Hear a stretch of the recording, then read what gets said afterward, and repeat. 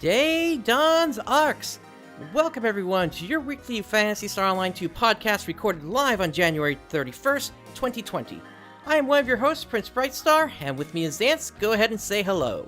Hello there. Ooh, boy, we got a lot of new information for New Genesis. I'm so much more excited. Yeah, a lot of information and a long one today, so strap in everyone. That's for certain. But yeah, we just earlier this morning, the first closed beta for New Genesis ended, and so we've got all the news from that, including an interview with one of the players that managed to get into that, since neither of us did manage to get in, unfortunately.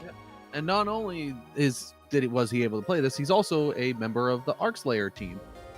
Indeed, someone I've known of for quite some time, who I've been able to rely on for information related to certain translations, so I'm glad that I made that connection several years ago now, that I was able to kind of bring them in here to the show now. Mm-hmm. After that interview, then we'll then head into PSO2 Global, where we got some pretty big updates coming. Idola, of course, also has updates, and we got a quick note from Clementine today, so we'll be covering that as well. So with that, why don't we go ahead and hop into New Genesis here, which is really the big story for today. Mm-hmm. Yep, yeah, the initial closed beta test came to a close. There will be a second one, which the people who weren't picked for this first one, I believe they'll be able to get into this second one here. Correct. Yeah, and even before that, we got a lot of new information just about how things are going to be transferring over. So why don't I go ahead and bring that up now here as the first thing we're looking at. Basically, they put out the team put out this new information earlier this week here. First off, regarding personal shop and trade items for PSO2 New Genesis, items obtained through PSO2 NGS are only marketable through the PSO2 NGS personal shop system, and items obtained in PSO2 are only marketable through the PSO2 personal shop system. So, which makes sense. Yeah. So basically, those who have been sort of hoarding AC costumes, that you might not be able to move those over to New Genesis for selling over there. You might just be stuck with the regular PSO2 Meseta whenever you go to sell. But you can still use those outfits.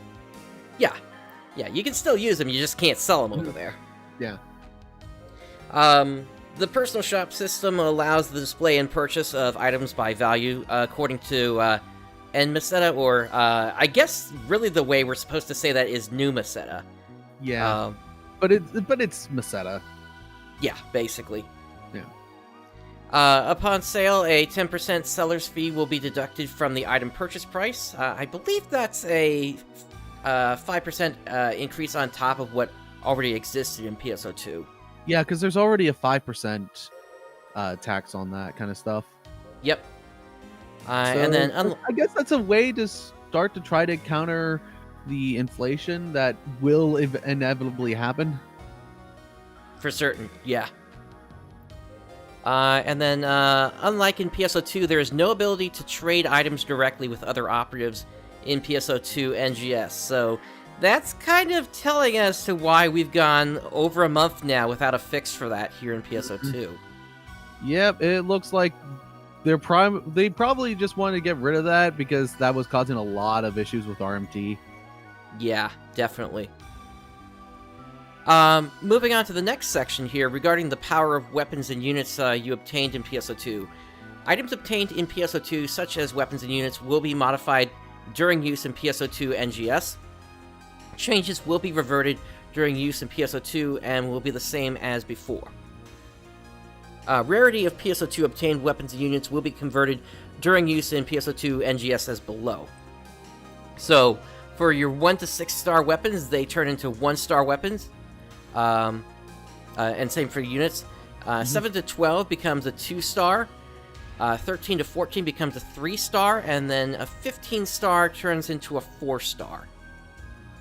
And as we'll find out with the interview that we had here, the NGS items will be far better than the PSO2 items. Yeah, and I should clarify, that is going to be a pre-recorded segment coming up. We did that last night, so just so that there's no confusion here. Yeah. So we'll be letting that run after we go through the initial information that we've gotten here. Yep. Let's see. At service launch, the maximum rarity of items in PSO2 NGS will be 4-star. Equipment requirement for classes will be changed according to PSO2 NGS class specifications for each weapon category. Regardless of rarity, items obtained from PSO2 are unable to be sold at PSO2 NGS NPC shops or displayed in the PSO2 NGS personal shop. So you can't even just simply sell it to an NPC as vendor trash. Yeah, I guess it just makes it to where you need to switch back over to PSO2 to do that kind of stuff. Yeah. Which, yeah, it does help to combat any potential initial inflation on the game. Oh yeah, definitely. Equipment extension and unit timed abilities performed or applied in PSO2 will not function in PSO2 NGS, so that's basically your crafting. Units in PSO2 NGS will not be visible, and the equipment section named for back, arms, and legs will be changed to Unit 1, Unit 2, and Unit 3. The back, arms, and legs unit you obtained in PSO2 will become the armors that fill each slot. So you can just use any unit on any slot. Thank you. I like that a lot better. Yeah, that sounds like you're going to be able to equip 3 back pieces, basically.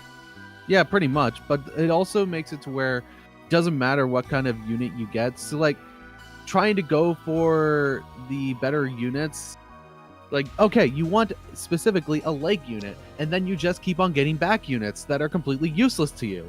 It completely cuts that out now. Yep. The enhancement level of items obtained in PSO2 is unable to be changed at the PSO2 NGS item lab. Weapons at plus 35 enhancement level in PSO2 will be changed to plus 40 enhancement level during use in PSO2 NGS. Units at plus enhancement levels now at a cap of 40. Huh. Yep. And as we'll see in a second here, that's the same for units, because units at plus 10 enhancement level will be changed to plus 40 enhancement level in NGS. I'm guessing they're completely getting rid of, like, the OT system that the units still use. Yeah, the old types, which, yeah, it's nice to finally see that go away. And plus, one thing that we did confirm is that old type weapons cannot be used in New Genesis at all. Yep. Which, for global, that doesn't mean anything since we never had old type weapons. Well, we had like 1 or 2 that accidentally leaked out, but beyond that, no. Let's see here. So, weapon elements and element levels will be negated and set to level 0 during use in PSO2 NGS. Weapon potentials of weapons obtained in PSO2 will be changed to PSO2 NGS weapon potentials, with consideration paid to their original values. And PSO2 NGS specified weapons and armors obtained during play in PSO2 NGS are unavailable in PSO2, so you can't backport your weapons and units. So you can only bring them to NGS, but just can't bring them back. That makes sense. Yep. They probably just didn't want to deal with trying to backport stuff like that. Agreed. That it makes sense. Up next, we have weapon and unit augments. Weapon and unit augments obtained in PSO2 will be changed to PSO2 NGS augments that correlate to some extent with the original abilities or stats. These changes will only apply to items during use in PSO2 NGS and will be reverted during use in PSO2. We also know that these augments are called Legolo augments. So Legolo. So that's how you can tell the difference between them and the new Genesis augments.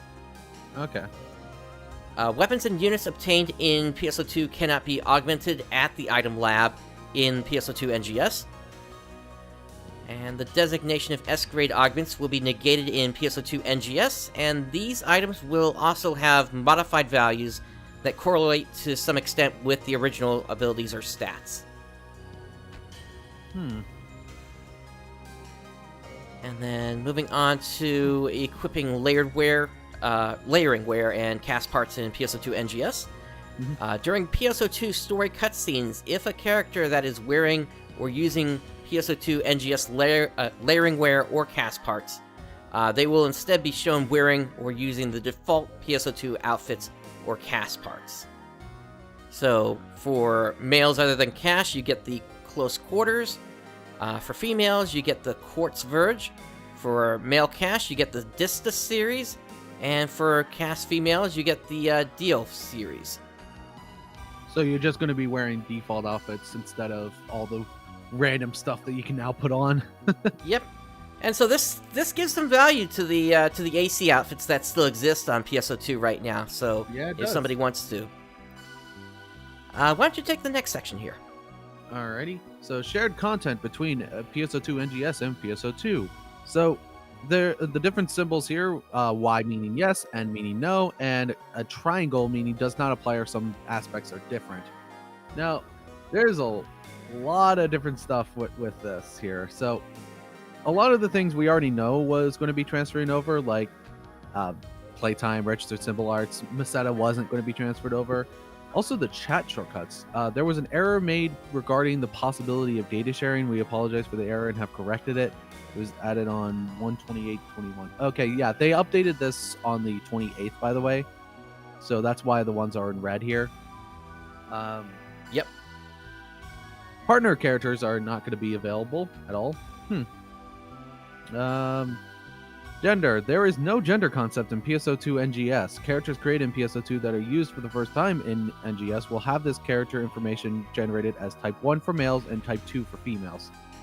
As we saw with the character creator during the initial presentation, you can have a male character, but then start to equip female cast parts if you wanted to. Yep. See, it is the ultimate character creator right now. Yep.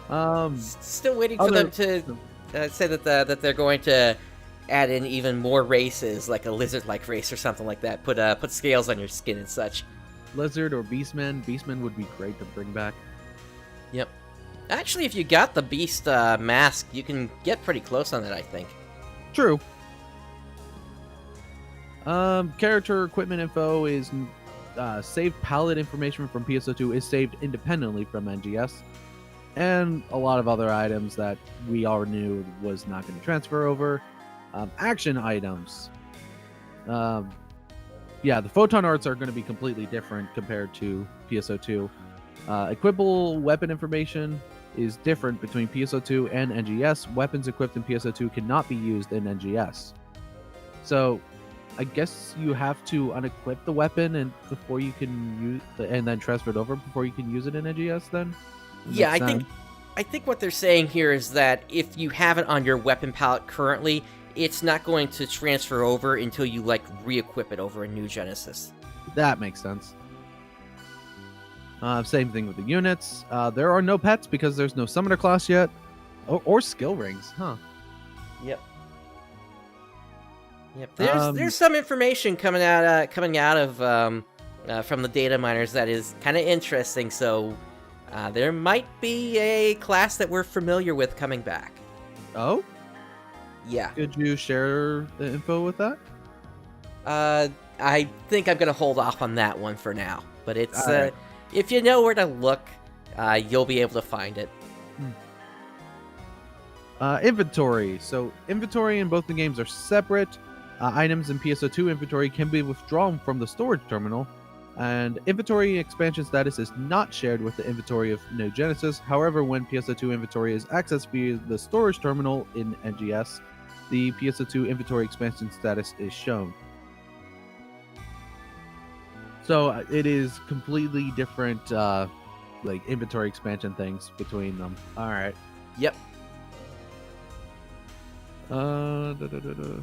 Only information regarding used mag device will be shared. again, with the mag that's right by you, it's now just a cosmetic item instead of being integral to your stats.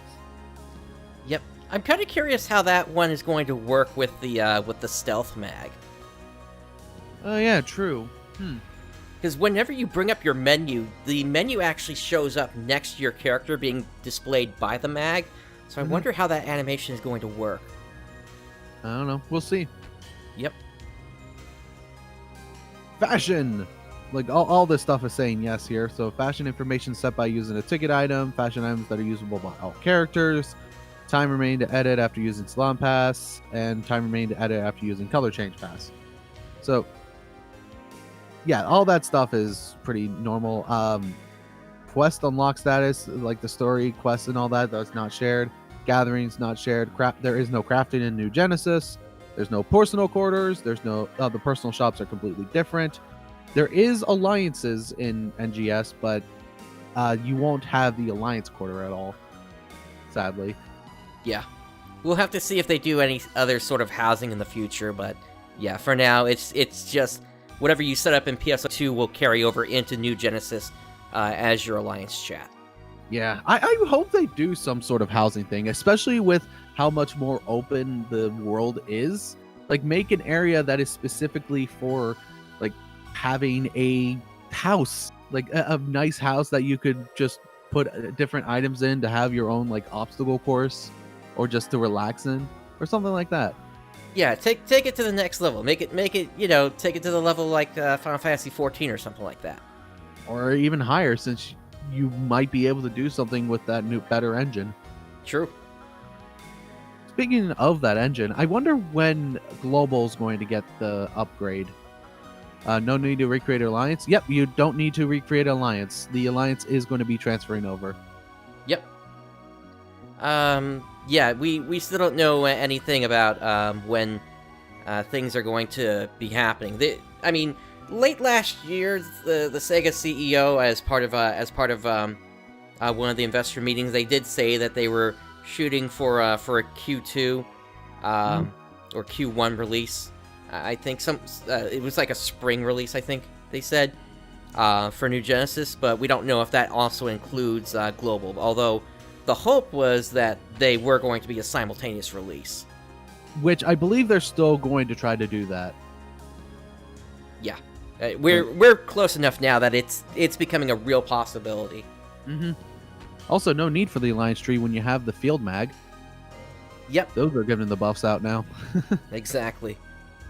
But you gotta keep them fed. Yep. I still wonder how that's going to be. So anyway, continuing on here, we got the friends list is going to transfer over. Communication's going to be the same. There's obviously not going to be any friend avatars, but you'll still be able to register that in PSO2. Messages are the same. ARKS ID is not going to be a thing. There's no ARKS ID settings, add friend avatar status, or gift list or wish list, which I never understood the gift list or wish list thing in that. Neither did I. I guess it was something that would be more used between friends, I guess. Maybe. But I think there's still going to be the ARKS ID. You just won't be able to customize it. Yep. Okay, I got to call out this next one. Default extended, premium, OTP, and pickup storage. We don't have OTP storage. Yeah, we don't. We still don't. Yeah. And speaking of, when can we secure our accounts, Sega? Yeah. I understand that we don't have OTP storage because we have the connection to our accounts through Xbox or through Steam. So it makes sense with that, but still, we never got the OTP storage at all. Yeah, we're handicapped here. Come on. Yeah. Well, hopefully, I don't know. Maybe they'll actually add it in for us and they'll make it something else. Maybe. I remember rumors back before Global launched that it was going to be the Game Pass Ultimate storage, but that never happened. That wasn't just a rumor. I found that when I went into the dev site. That's where that came from. But that was a fun evening. Huh. Well, that's what happens when you leave links to your dev site inside the terms of service, Sega. Oh yeah, and they definitely need to tidy things up. They really need to make sure that the launch of NGS goes as smooth as possible. I remember how the closed beta test for global was 4 hours. I couldn't do anything. Oh, fun. Yep, I got in, and then I hit the ship, and then I was like, okay, can't talk to anyone anymore. Let's switch over to Phantasy Star End of the Millennium. Or not End of the Millennium. I did PSO2 JP. You swapped over to JP. Yeah. Yeah. You sure the server's going to be oversaturated? Oh, definitely. It's a new game, especially with how good NGS looks and how much it's been hyped up. It definitely is going to get a massive amount of people just swarming in. Yep. Let's hope Azure can actually hold up to it. I hope so. Continuing on here, the Alliance and Meseta storage is not going to be a thing. You're not going to be able to store Meseta, huh? Well, I think they're talking about transferring it over to New Genesis, and then we'll true. have to see about Alliance storage. Also, Lord Samuel, you say about Final Fantasy XIV new expansion, that was only a problem when it came to Stormblood. Stormblood, I remember those lines. I remember Rob on Extreme. But when it came to the launch of Shadowbringers, that was smooth as butter. The initial day when I played it, I had no problems with it. But yeah, I'm hoping that with how Sega got their data through the CBT of Global, that they'll learn about how, make sure that your servers are ready and you don't just open one ship. Yeah, that was kind of a disaster there. Yeah. But anyway, let's just hope that NGS launch goes smoothly as possible. Yep. Moving on here, collection folder will not transfer over. There's no casino. Damn it. Lookbooks will be saved. And then for player here, you got your player ID name and player ID sharing. Only total playtime will be shared. So your playtime between NGS and PSO2 will be different, but the total playtime will be together. Okay. And not a train wreck? Yes, absolutely. Encyclopedia list? What was that? I think that's talking about like the list of every single weapon and unit you've ever obtained. Oh, okay. Acquired titles won't transfer. Block list information will. AC and SG will. No fun points? Apparently not. Oh, more fun. All the other balances from all the other game modes aren't going to be there. Challenge, battle coins, buster medals, Dark Blast unlock status since there's no Dark Blast yet. Purchase history and premium set expiration date will transfer. No personal quarters, personal shop use and extended storage and material storage. Oh, there's still going to be material storage. Okay. Apparently, yeah. And that kind of makes sense with what we saw from some of the streams. True. Expand max orders, no. Emotes. So all the emotes will be transferred over. Good. And again, collection files not transferred over or Extreme Pass. And then all the different options with like the game settings and all that stuff. Auto pickup will not transfer over because everything is auto pickup now. So you don't need to toggle it. Thank you. Like the amount of times that I've seen people not have auto pickup materials on it's too much. Have you noticed that sometimes where you'll see someone who just manually picks up materials? Oh yeah, I mean, keep in mind, I was playing the game way back in the day before we had that material pickup. So I know. I remember playing before the material pickup, and I remember during the Monster Hunter collab, you had to manually pick up all those Yellowstones. It was infuriating. Oh yeah, definitely. And then you were always also trying to constantly make sure that you weren't grabbing the 7 to 9 stars and grabbing the 10 to 12 stars, so you could turn them into X cubes or photon spheres. Yep. I ended up grabbing a lot of meat as well during that. Oh yeah. That was infuriating, and I think it was that moment when they decided to add in the material, automatic up material. Yeah, that was kind of a. I mean, the hunt was over fairly quickly once you got the weapon you were going for. But yeah, and also the units. True. Because it was during that time when those units that you got from those stones were actually pretty good. Yeah, definitely. But yeah, I'm going to go over the ones that don't transfer over. Display settings don't transfer over since there are different graphic settings that you can actually do in-game now instead of having to do through the launcher. Channels featured in display all log window. What is that? So that's saying, like, if you don't want... so that display all is sort of your catch-all, and say you're trying to get rid of, like, the RMT spam messages from that. You can exclude the main chat channel. Mm-hmm. Dark Blast and Ridroid, those settings are gone because that's not in NGS. Control display type, an update here. There was an error made regarding the possibility of data sharing. We apologize for the error and have corrected it. Okay. Keybind settings for controller, mouse, and keyboard are different between the two.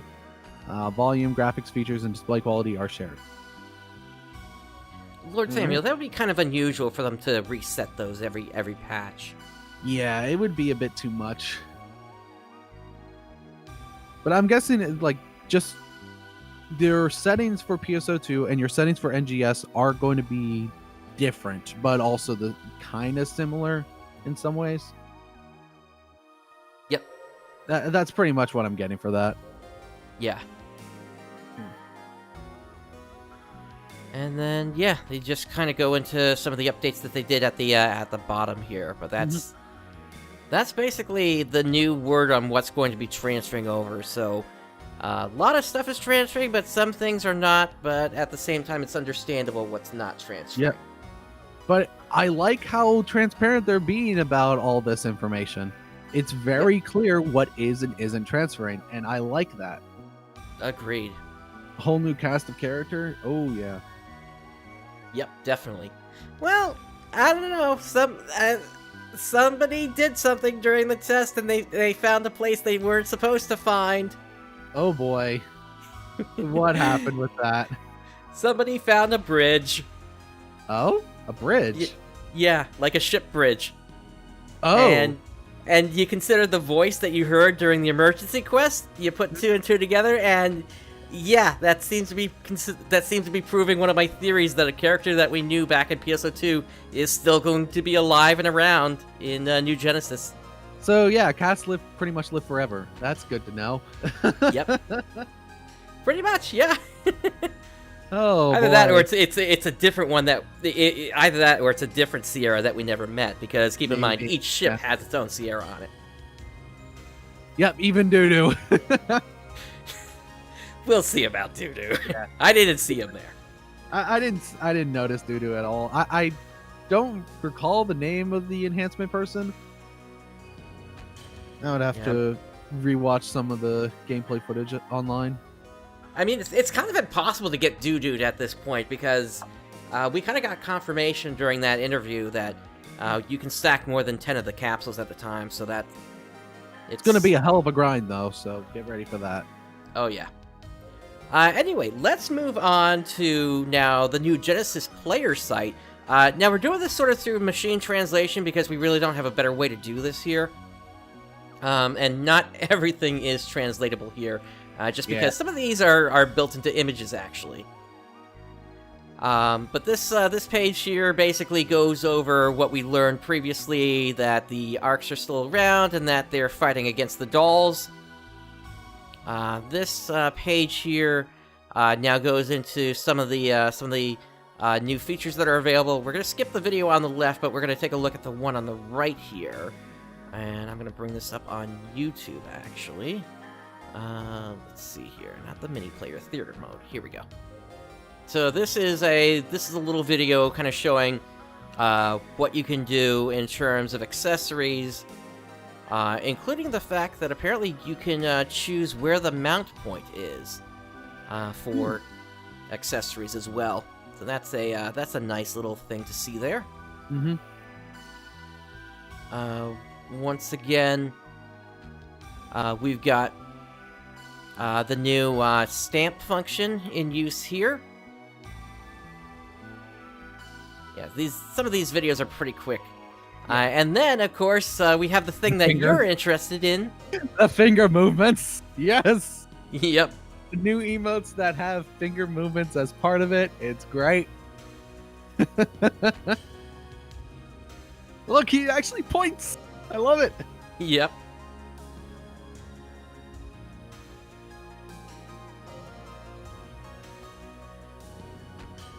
Imagine a man making a fish with the new accessory system.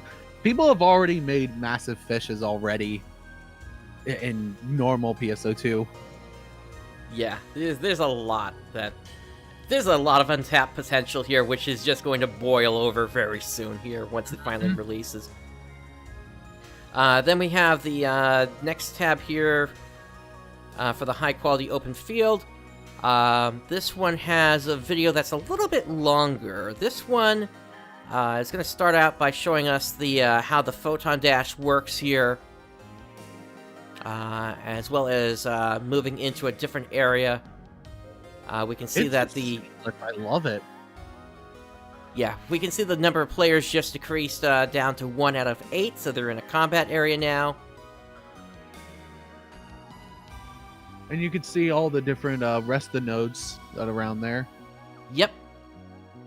And now they're in combat with a doll.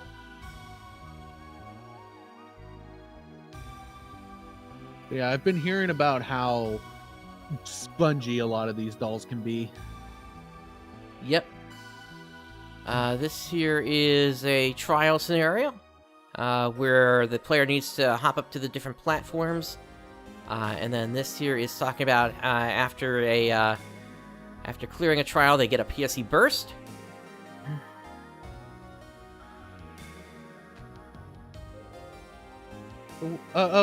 I see on the top left it's showing that gauge on PSE there. So it's yeah, no let me longer bring that up again here. timer thing. Yeah, so we can see here in the upper left corner, where the PSE burst gauge has basically filled up, and now a couple of seconds later, it basically triggers once it goes to a rainbow color like that. Mm-hmm. And then they talk about the Ryuker devices here. They go into some of the dolls here. Let's take a look at this one. So yeah, the Ryuker devices, it's like the Ryuker spell in PSO, where it allows you to teleport. Yep. Oh yeah, this is showing the emergency quest. Yep. And the thing that I noticed a lot of players like to do is they just like to go into the drafts and just hang up there until the boss showed up. Hmm. And just like in PSO2, when an emergency quest information pops up, you have 15 minutes to wait until the quest actually starts. Yep. And this is the Vera boss, I believe, if I remember correctly. All right. And something I mentioned back when they originally showed this during their presentation, that boss health bar at the top there. I love that. Yep, but they expanded on it as well. They also now have a stun gauge up there, and once you bring that to 0, it then says break. At which point the boss is on the ground for a while. Yep. Oh yeah, it's going to take a while, especially with how different the combat is compared to PSO2. Oh yeah, definitely. Person we interviewed, he's mentions how much more fluid the combat is and how weird it feels going from PSO2 to NGS. Yep. And let's see here. Then they go into a couple of the enemies here. We got the lizard, as well as another enemy that kind of fights a little bit like a Bio Meduna, but not exactly. It's kind of weird. And then we got 2 more little videos here. Dash attack and glide. So this is showing the dash attack. So you're running, and you attack. That's pretty much it. That's the dash attack. Yeah, so you can get in and get out if you want to hit the enemy like that. Yep. And then... hit and run. I wish I could full screen these on the website, but I can't. And this is glide. So you just do a double jump, and then you just go into this glide, and you can slam down on the enemy. That's cool. Yep. Funny stream there. Anyway. And then we got one more tab here. Going up on our stream. Wow. Yeah, no need to the dash speed glitch. What is that dash speed glitch? What do you mean by that, Samuel? Yeah, I'm not sure myself. What are you talking about? The skill? Oh. I'm still confused a bit, but all right. Yeah, I'm not sure myself. Anyway, they do also go into kind of what the first steps for you should that you should take here are. So follow the guide marker to see the NPC. Gaiden. Ha ha ha. He's a guide. Hence his name is Gaiden. You get it? Yep. So yeah, they tell you to speak to them first, then get out of Central City and fight the enemy. Okay. I think you meant movement shift, not movement shit. Yeah. They talk about that your first goal is to kill 10 enemies in the field, and that there are rest assigns that can recover HP and reverse assigns that revive incompatible allies. Yep, here we go. And they tell you where in your sub palette you can use those. And yeah, Xander, we've had a live chat box on this show for quite a while actually. Mm-hmm. So after completing that first task, you're then moved over to the main task, crossing the cocoon. Once you arrive at the cocoon, you access it to start a quest within there. Which that one, I believe, is the movement one that was shown off. Correct. There was another movement one that I saw in one of the streams where it was sort of like a jumping puzzle. Then they talk about accessing a Ryuker device. Basically, once you activate one of these towers, then you can go to your map and target one of them, and just hold the button in for a little bit to confirm, and it'll send you to wherever that is. Then once you go back to Gaiden, then a new main task, first step of ARKS, occurs. Talk to the NPC Bono to get an order for a side task. And that one then asks you to defeat 15 dolls, which then opens up first step of ARKS number 2. From there, you speak to the NPC Bergman, and your task with them is to head to Mount Magnus and to subdue the enemy Nagaros. And then after you do all that, you're free to just try out whatever. Pretty much, yeah. Since we're past the first beta test, once we get to retail, of course, or the full release, rather, you're not going to be getting 20,000 free AC, that's for certain. Mm-hmm. But during the closed beta test, and I believe during the second one as well, they'll be doing that to just have people try out the scratches and all the other premium stuff. Probably, yeah. Alright, moving on to the next section here, we have the manual, so this'll take us a little bit to get through this here. So first up, starting the game, this just shows you what the launcher looks like. It looks pretty similar to the official launcher, which if you still use that, then I don't know why the ARKS layer is a lot better. You don't read Japanese, so the beta test you'll pass. I don't read Japanese, but I'll still play the beta test. Hell, I still play a Japanese game and have several hundred hours into it. I can't read any of it. Yep, that being Dragon Quest X for you, I believe. Yep, Dragon Quest X. Yep, and I've been playing Phantasy Star without an English translation for the Japanese releases initially, ever since Episode 3 of PSO came out, which was Card Revolution. You played Card Revolution in Japanese. Oh boy. Yep. That must have been fun. It was. But the nice thing was I was able to rely more on looking at the images to figure out what things did, rather than the names of them. Okay. This here goes into just the title screen here. Looks like they're still going to support PSO2S linking. Then we have the start menu, where you can select your character. There's also the support menu, which is exactly like it is today for PSO2. Alright. And then there are the options to create a character. So, you start with your race selection, but of course, once that's selected, it doesn't really do too much in the end here, because you can always change to another race if you want to. It's just to give that initial body, the initial body that you'll work with. Exactly. Then you have the body type selection, character base selection. Then it will ask you if you want to go further in detail with the character that you've created. Otherwise, you can skip to the class selection. And then you have the character create edit menu. And they don't go into all the details on this here. They just sort of show you the what the different commands are on different controllers. You do have the editing method here. This kind of gives you a little brief look at it, but this is not everything that's in there.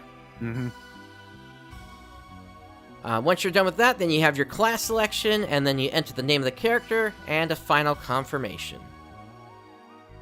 Now, those classes, what were those 6 classes that were shown there? Hunter, Fighter, Ranger, Gunner, Techer, and Force. Alright. So, it looks like, yeah, just the 3 basic classes, and then there are advanced forms. Alright. Yep. Alright, and then we have the menu section. You can open up the... I really like this new UI. It is so pretty. Oh yeah, definitely. Yep, and now everything is dependent upon a single stat, which is this one here, this 814. I know it's hard to see it. Let me zoom in. 814 right here. That is your attack power stat, and that is sort of the number that this game revolves around. Yeah, there's a lot of stuff that's more so guided towards your power level, more so than your actual character level. Right. So, no more going into an emergency quest and you have people who are really, have really terrible weapons, but are the level requirement to do the stuff. Yep, that is basically eye level, if you're familiar with other MMOs. Yeah. It's pretty much that. In the menu for items, you can still do sorting as you need to. There are some new icons here. Bad as always. Yep. Yeah, so similar to PSO2 at the top of the screen, if you get a new mail, then that's going to show up there. Same for Friend Invite and Alliance Invite. For the item pack... pretty much going to be the same. Yeah, including locking items and selecting multiple items.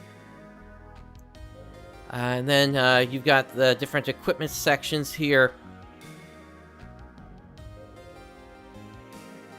Under the personal section, you can check detailed character information such as the character parameter information, class information, photon information, and technique information. And under System, this is where you can check the operations guide and select the different types that you're using. Function assignment, that lets you choose like the different what your controller style is going to be, or if you're using keyboard and mouse. Most of these are like the same options that we have currently in PSO2. It's just they're updated for New Genesis now. And it looks like the login bonus is still going to be a thing, so that's good. Apparently, yeah. And then you got your options for logging out of the game. Then here's one of the new ones, tasks /quest. You can display it'll basically display whatever task you're currently working on. There are main tasks, side tasks, and daily tasks, as well as weekly tasks and limited time tasks. So basically, same thing as the ARKS missions, in a way. Pretty much. And then under World, this is where you get your world map from. And it's going to display what Ryuker devices, cocoons, towers, region mags, and other things like that are displayed. And from that world map, you're able to select a Ryuker device to then just teleport to. Pretty much, yeah. And yeah, the daily quest will be through that whole task system as well. And then you have a communication tab. It's pretty much the same as PSO2. Yep. I'm not seeing anything different from that. Chat, it looks to be the same as well, and the shop is the same as well. Yep. Although so they just broke up some of the mention about stuff. the SG shop. Well, they say the things are still under development, so they may not have added that in yet. True. And then we have the quick menu, which is pretty much the same as it was in PSO2. Yep. Now for weapon and armor, weapon camouflage equipment. So the palette is very similar to how it is currently. You can set the normal attack, weapon action, PA technique for each equipped weapon, including on the back slots, or back palette rather.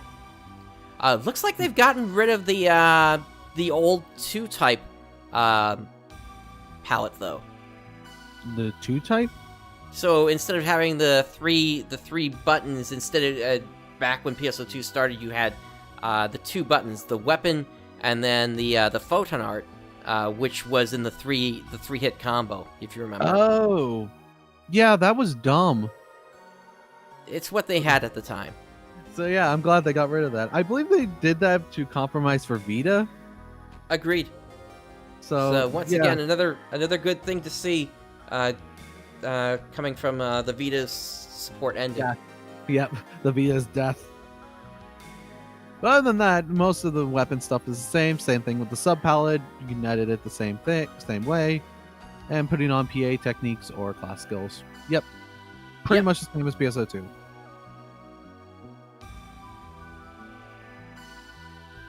then setting the class. Classes, it does go over the basic of the 6 classes that are available here. So starting with Hunter, using guards and steps to evade enemy attacks, and dealing damage with counters. Oh, heavier emphasis on countering. I like that. Yeah, remember they in one of the videos they talked about how if you do a counter, you skip like immediately to the 4th hit or something like that. Yeah. So you immediately skip over to the strongest hit. Yep. Also, by receiving an enemy's attack when a Photon Art is activated, Photon Art's Avenge increases the Photon Art power. So that kind of goes to something that I wanted to see in PSO2 for a while, whereby basically Hunters are designed to be tanks. And so by tanking a hit and just keeping your motion going, this is now going to make it emphasize you actually taking a hit so that you can do more damage at the same time. Yeah. And yeah, for PSO2, you still need a skill rank for it. For Hunter. Yep. But for Hero, you don't need it. And honestly, I find Hero just to be a much more fluid Hunter. A Hunter that can use techniques as well. Yeah. Well, if you do Hunter at all, you can use techniques. No, you can't. Oh, Hunter you can't? Phantom can. Oh, Hunter Phantom, yeah. Let's see. Also, Massive Hunter reduces the damage received for a certain period of time and nullifies the blow-off attacks by the enemies. For Fighter, it's a class that uses various actions according to the situation and gives high damage. The feature of each photon art is that you can choose to connect to another attack in the middle of the attack or shoot to the end. So it's just a very combo-heavy kind of class. Yep. In addition, they have access to Limit Break that increases both damage taken and damage dealt for a certain period of time, so they have gotten rid of cutting the HP down to a fourth of what it is at max. That's good. Just make it the glass cannon that it's supposed to be without like really punishing it for being a glass cannon. Right. Then we have Ranger. Of course, they have Weak Bullet once again. That's good. And then for Gunner, they have Chain Trigger again, along with their Chain Finisher. With Force, it's pretty much the same with how Force normally is, using techniques to break things down. But yep, although it looks like they automatically have like the Photon Bullet. Yep, and they can guard now as well. Yeah, and that's really nice. Never tried Gunner? I would highly recommend Gunner. It's very fun. And then we got Hector, which, yeah, they smack things with their wand. Yep. And they can use the Shifter and D-Band, which increases the damage done to your done by yourself and to the characters around, and reduce the damage taken. In addition, they have a alright, that translation is not working out, but basically they have an ability that can help, looks like, to bring various enemies down. And then there are two classes, main class and subclass. The main class can be equipped with weapons of the target class and use the corresponding PA and technique class skills. Subclasses can use the weapon of the target class and PA techniques of the set class. You can also use some class skills, but not all of them. Yep. And also you have the cross weapon PAs as well. So you're able to take two different weapons and then combine them together so you have fist PAs on a sword. Yep. And you do need to set those up with the same rarity, so same number of stars on the weapon. We'll get into that eventually here. Yep. Let's see. Up next we have Task. Which, yeah, it's pretty much set up in the same way that the ARKS missions are set up. You have your dailies and weeklies, along with all the other, like, story-related tasks. Yep. And those provide you experience points in Meseta. Mm-hmm. And we got weapon and unit enhancement. Woo, yep. Boy, fun. That's your new doo-doo, everyone. Yep. But it's actually pretty similar to how things are currently, in that you just need to bring everything up using, basically by smashing a bunch of weapons or units into whatever it is you're trying to grind up, and that basically gives you extra experience, which can then help it to level up. Yes, successor. And then there are limits, but you can break through those. Material items and Meseta are required to break through those limits, so that's something that you'll be out in the fields for. And of course, you have the special ability capsules. Augments as we know them here in the West. So those are the capsules that allow you to add on to those, like add on the augments onto weapons or units. Right. And then weapons have potentials that can be released if you provide the correct material items and Meseta. Same as PSO2. Mm-hmm. And the big one was the multi-weapon. So basically with this, you can have a sword with a rifle PA. So your main weapon will be the sword, but then you'll be able to access the rifle PA to then use like the one that dashes you back while attacking if you want to get away. They still need to pay for SG for the material storage. Yeah, I did notice that the material storage is still a thing. Yep, that's for certain. Mm-hmm. So yeah, weapon material of the same series can be used, but they also have to be like the same rarity. So if you have a 4-star unit, 4-star sword, and you want to have a rifle PA, you have to combine it with a 4-star rifle. So combat power. Combat power is a comprehensive quantification of player stats and equipment performance. Some items, such as participation in emergency quests, require a certain level of combat power.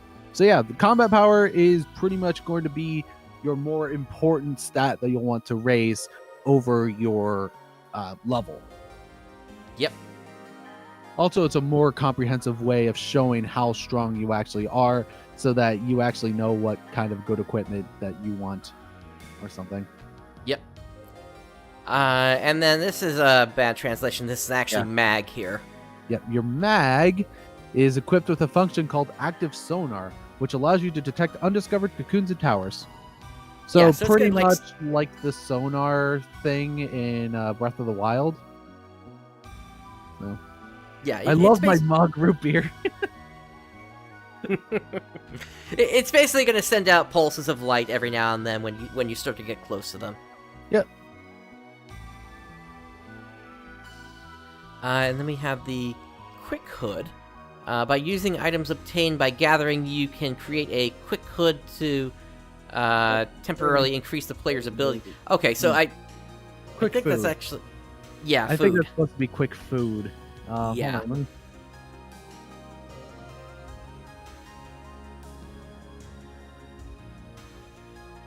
And then we get into urgent quests. So 15 minutes before the urgent quest goes active, there's going to be a timer that starts to count down next to your character. That will disappear if you are in the process of attacking something. It reappears once you put your weapon away. So if you're standing in the area that you need to go to and you're trying to get in but you're not sure why, put your weapon away. That will then get the prompt to come back up, so that you can then get into the emergency quest or the urgent quest. All right, cool. Have fun with Gunners there, Lord Samuel. Fun. It is a really fun class.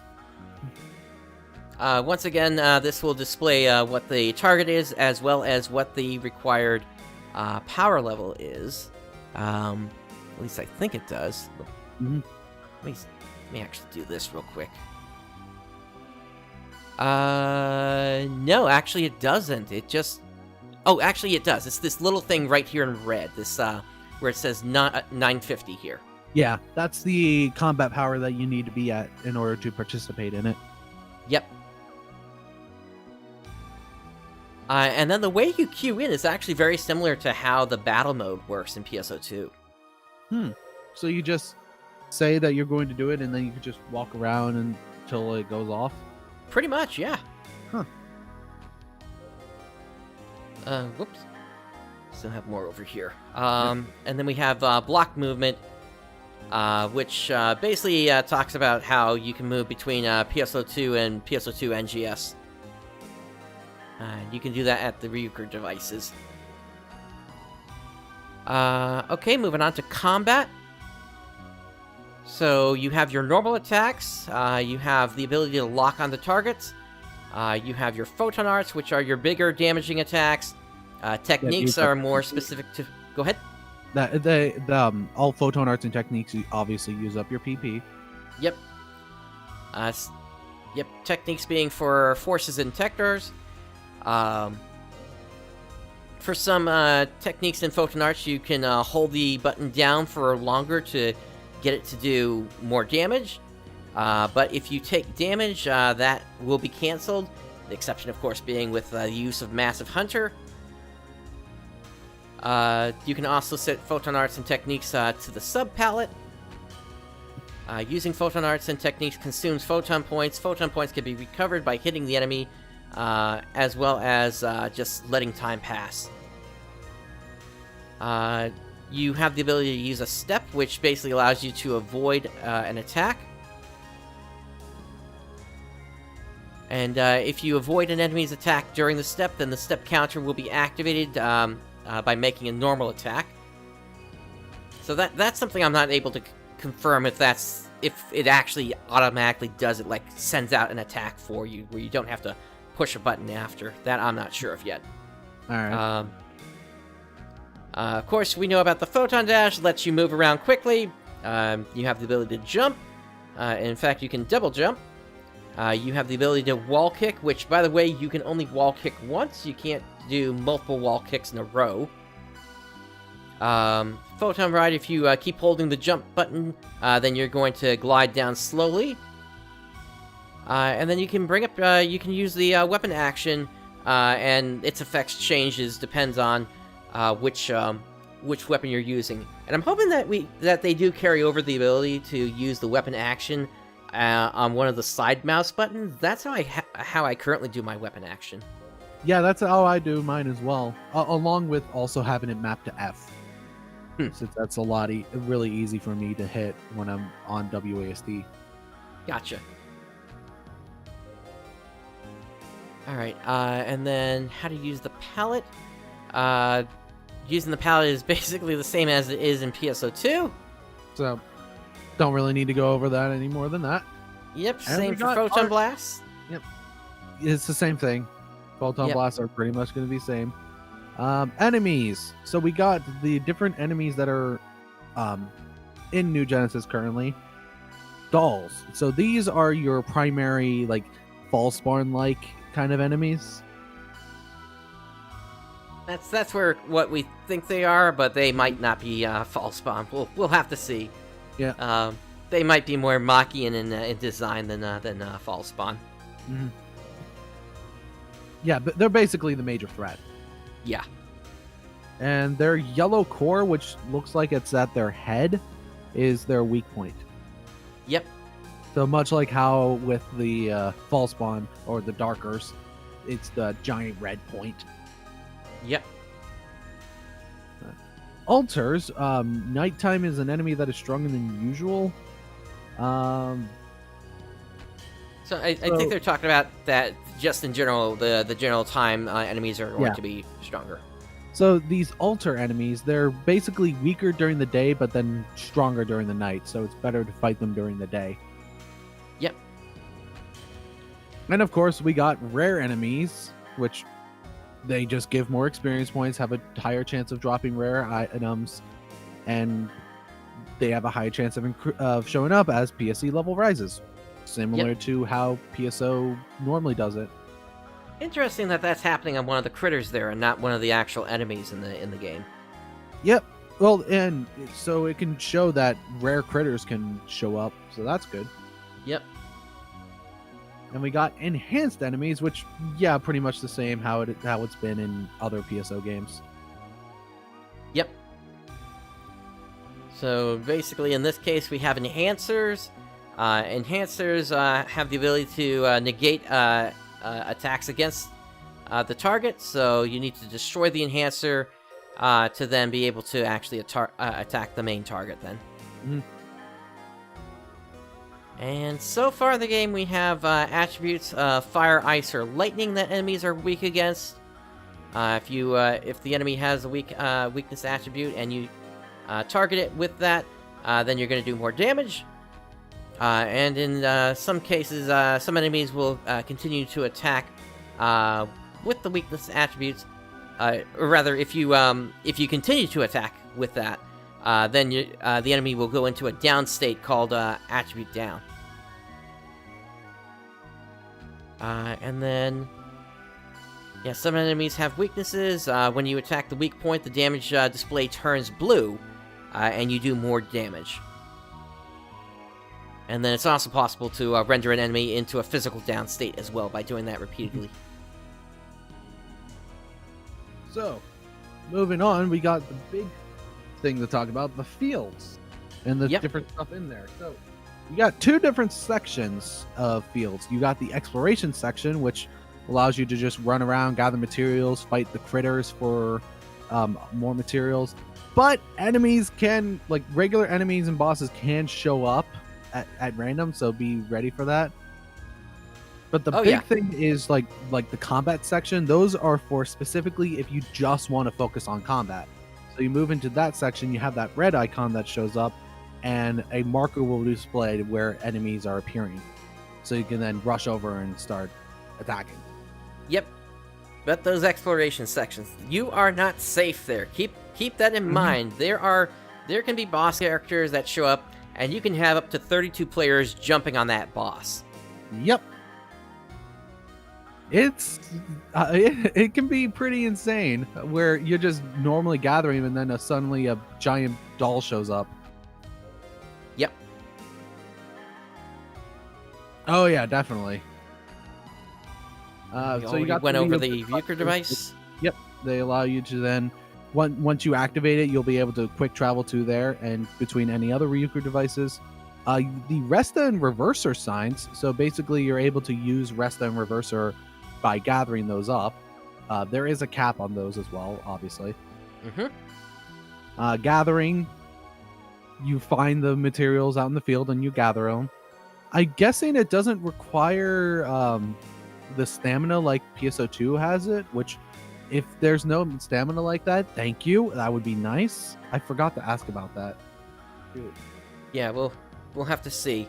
In some cases, you have to break them in order to actually get the materials, like with the crystals that you see here. There can also be different weather events that happen between sunny, rainy, thunderstorms, and things like that. The strength of some enemies can change depending upon the weather and the environment, such as if it's day or nighttime. Also, I don't know where they'll show up. Probably in the central town, but more so, I'm guessing a lot of those RMT bots are going to start to go away, especially with direct player trading not going to be a thing. Yeah, we'll have to see about that, especially since, as of right now, there's no player housing either. Go ahead and continue on, sure. So yeah, message blocks. So basically the same as it's been with all the PSO games, just random blocks that are placed that have messages there. Although in the original PSO, it was more so for getting more about the lore of what happened with Pioneer 1. But then when it came to PSO2, I guess it really wasn't that. Yeah, the data pods things. Yeah, they more gave you hints about the different enemies, although Red Ring Rico did kind of do that as well. And then up next we have the Updrafter, which we have a little video of here. Yep. It's pretty much what we've seen before with shown off. You find those things and you could just ride up and then just glide from there. Yep. And then PSE bursts are still a thing. There are trials that can happen, and whenever a trial shows up, then you're going to get a T marker that shows up on your display, which will point you to where it is. Yep, the region mug. The region mag. Region mag, yeah, there we go. It's shaped like a huge mug. It gets really excited when you come around. Yeah, it's adorable. Yep. But yeah, you can add in gathering material to have a boost effect for that entire area for everyone. So as long as everyone makes sure that the region mag is kept up, then there'll always be boost going. Yep. The regional rock beer mug. Item containers are still a thing.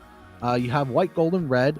White, gold, and red? I think it means green, yellow, and red, or something like that.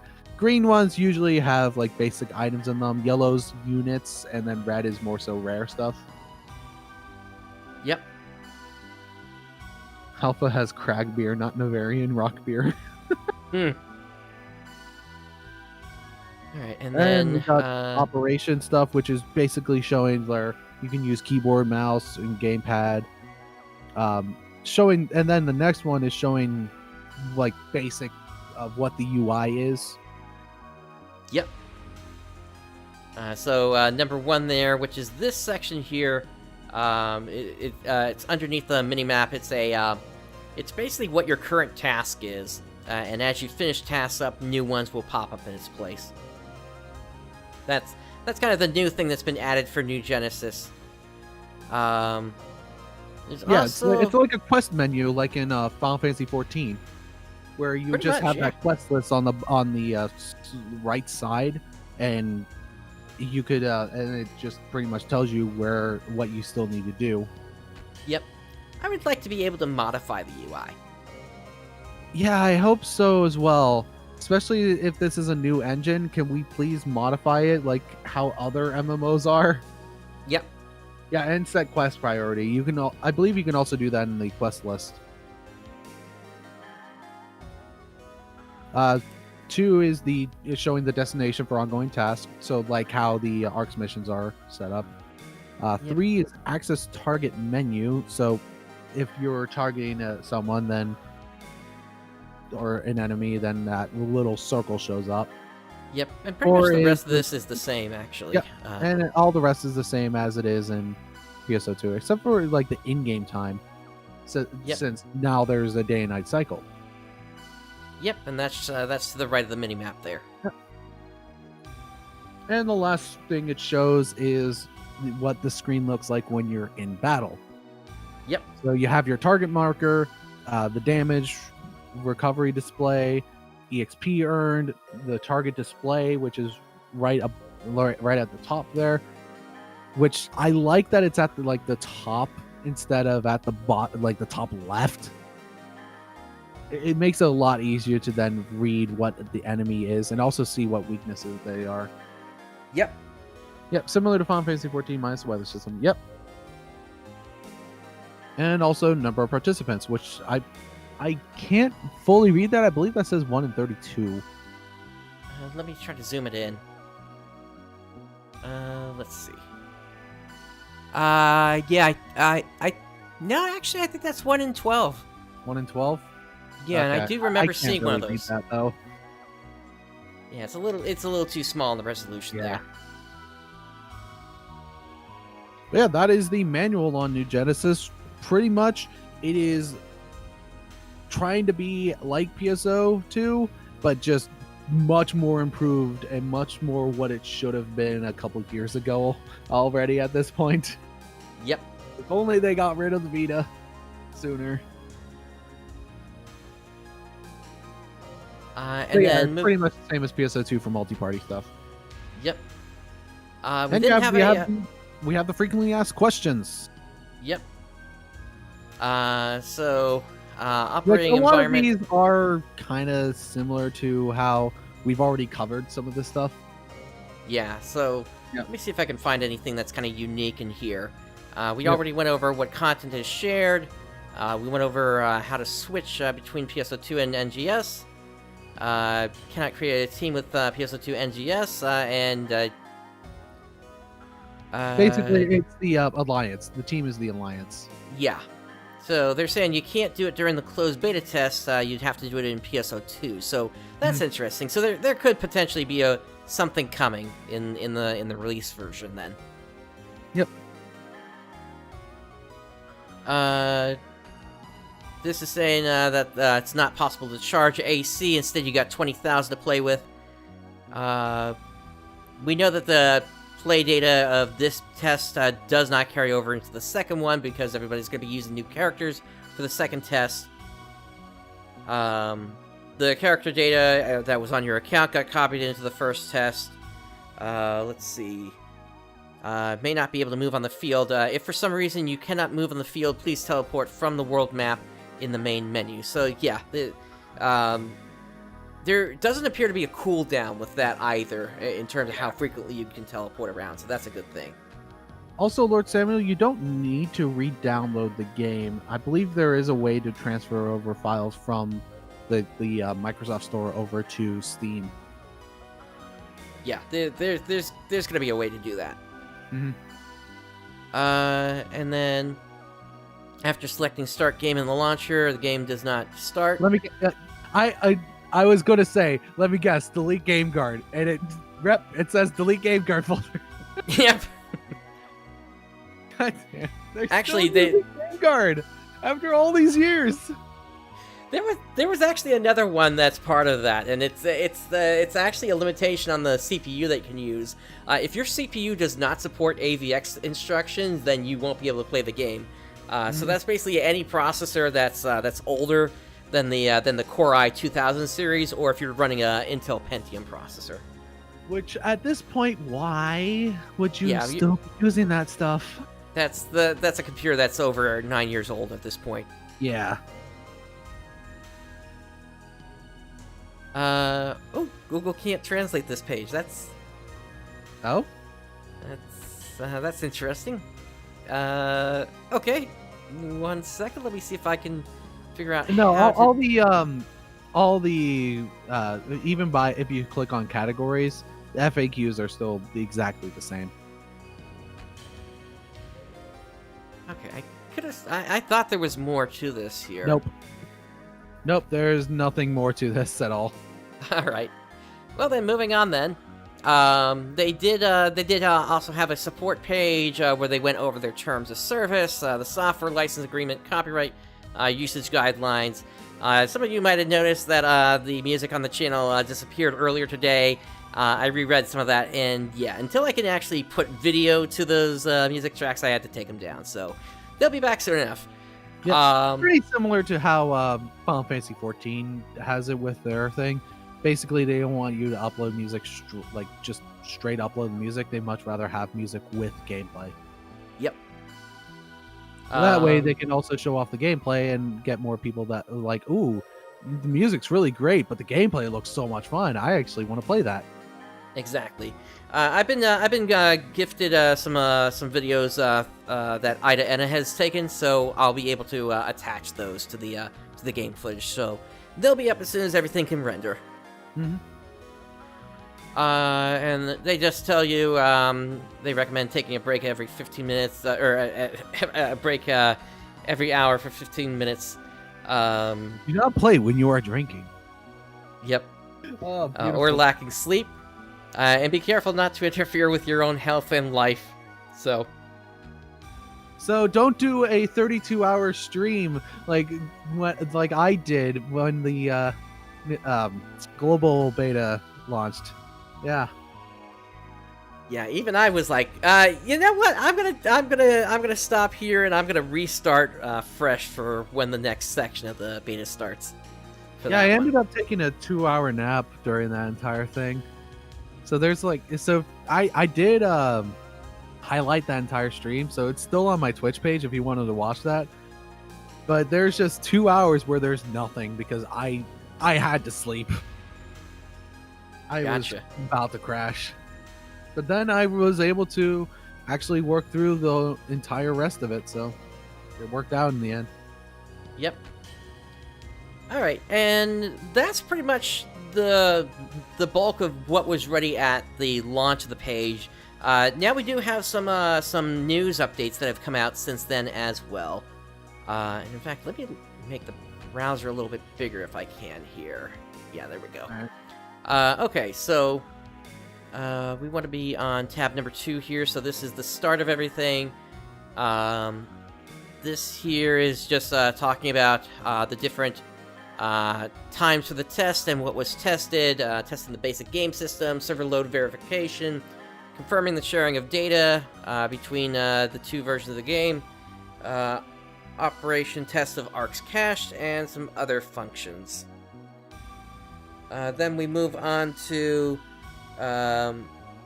notice of the player site release, which is this site right here. Mm-hmm. There was a phenomenon where you were unable to make inquiries from the support page. So they just told you to contact them from the PSO2 site until that was fixed. So they eventually got that fixed. Request for advanced download. This just went into the fact that you could download early if you got into the beta. You were about to say something? No. Continue on. Okay. Let's see here. Then there was an update that needed to happen just before the game actually launched. So that increased the version number by a 0.1 there. Which, yeah, that usually happens. Yep. And then this was notice of the first day of the test ending. And there's the My Shop function in PSO2 NGS. Let's see. So items obtained from PSO2 NGS can be traded between players only with the My Shop. Basically, we actually already covered this over with on the global site, talking about the My Shop in PSO2 NGS. Yeah. Let's see here. Oh, this is new here, though. Items with the Ichiyoshi icon of AC Scratch will have a higher minimum listing price when listing in My Shop for PSO2 NGS than other items. Oh, so, okay.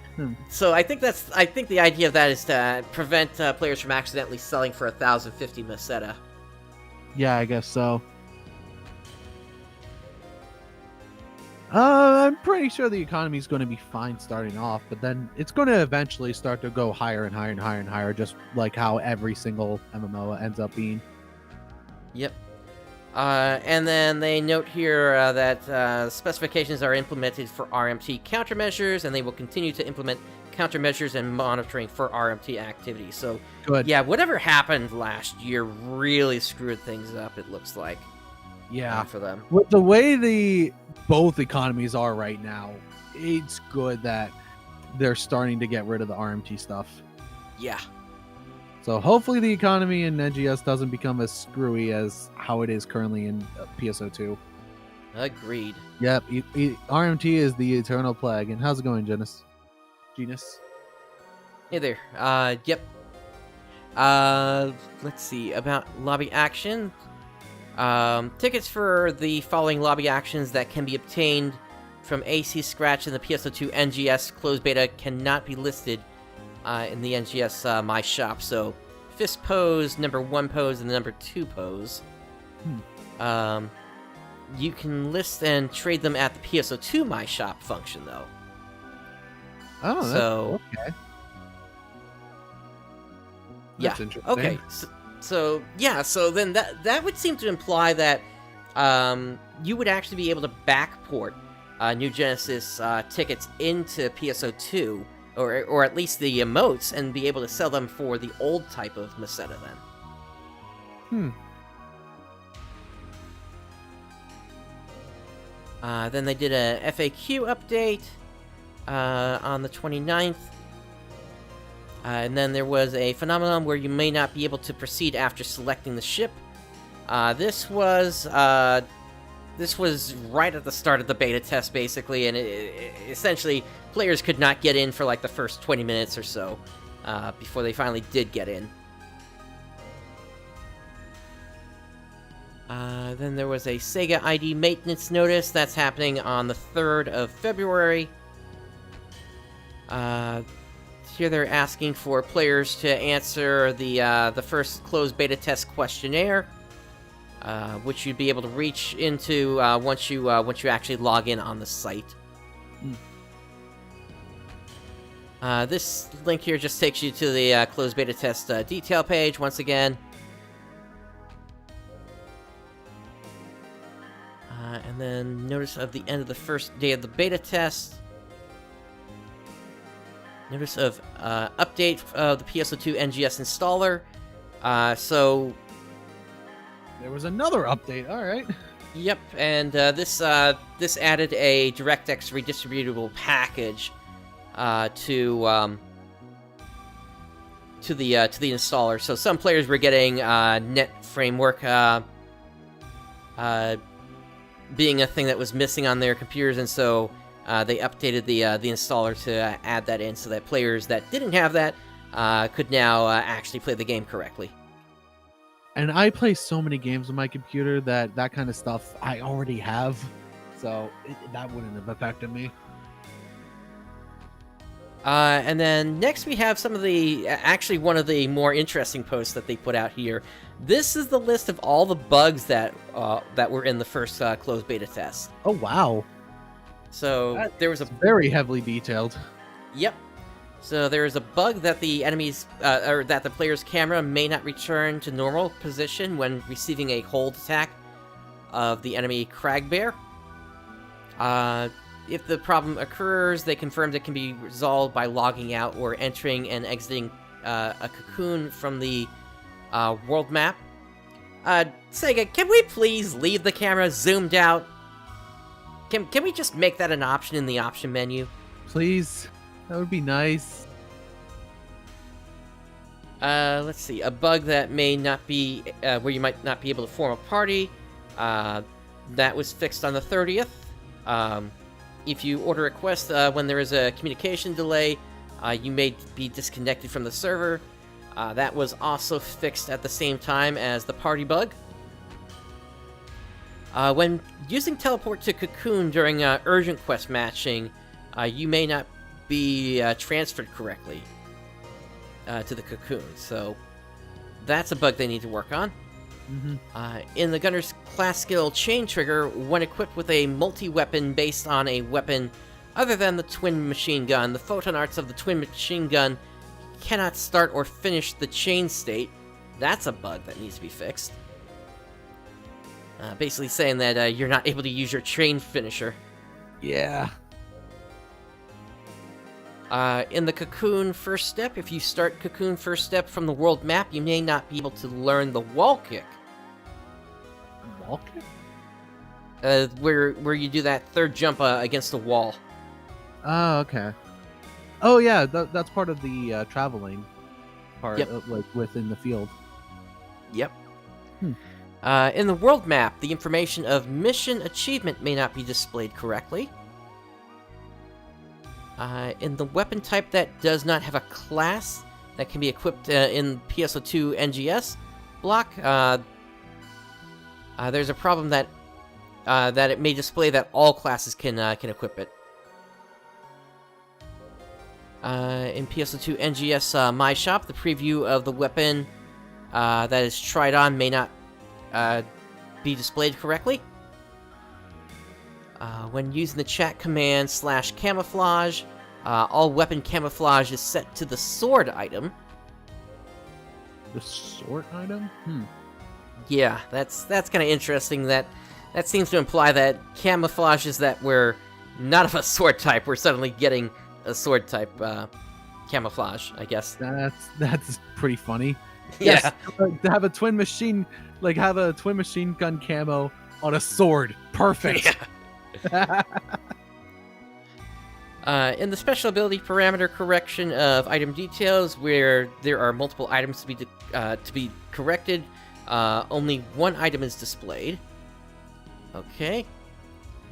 In the PSO2 block, after pulling the AC scratch of the PSO2 NGS specification, move the PSO2 NGS block and select PSO2 NGS item from the PSO2 item pack at the warehouse terminal. When caching in the removed state, the caching amount is displayed as 0. Okay, so I think that's talking about... Actually, I'm not sure what that's talking about. That translation came out weird. Mm-hmm. In the extended warehouse PSO2 NGS, the problem there's a problem where the favorite warehouse cannot be set correctly currently. In the expansion warehouse, the display of the number of items is displayed as 0 out of 500 when not selected. At the food stand, the material item of the material warehouse cannot be selected. So that sounds like material storage was not being supported at the time. Mm-hmm. In the equipment menu, the outerwear obtained by AC Scratch is not displayed. For outerwear with this problem, please select the outerwear from the beauty treatment salon. In the character copied in the first closed beta test, the photon color of the weapon was changed back to its default setting. For a character copied in the first closed beta test, the re-editing time after the first character creation is not given. So you usually have like a small window after you first create a character to make modifications to your character, and that didn't carry over. In character creation, if you create a character without changing the colors of the selected PSO2 NGS specification layering wear, if you put on or take off other wear or costumes after the game starts, the color of the original layering wear will change, and that may cause problems. In the character... Go ahead. There's a lot of beauty stuff here. Oh boy. Oh yeah. That's why I wanted to make sure we ran through this here. Mm-hmm. In the character who's if you change the voice pitch on your character, the voice may not be played when the character creation is decided for the first time in PSO2 NGS. Naked NPC. Oh boy. Oh, that sounds like fun. Yep. Or even Cyberpunk had something like that. I happened to it, I think. Oh. Let's see. Even if you use an item and color change pass, the re-editing period does not occur. So that's kind of a bug there. The color name displayed in the detailed setting of the accessory is different under certain conditions. The color interlocking between with the base wear is not reflected correctly under specific conditions. If you select a costume with PSO2 specifications, then select a color with accessory with PSO2 NGS specification, the color of the costume you are wearing will not be reflected. The item finger is displayed in the attached position of the PSO2 specification accessory. In the beauty salon, even if you edit content that does not require SG consumption, the confirmation window when leaving the store may have some display that you need to pay. When you cancel a specific edit from check edit contents, the color of the layering wear or costume may change.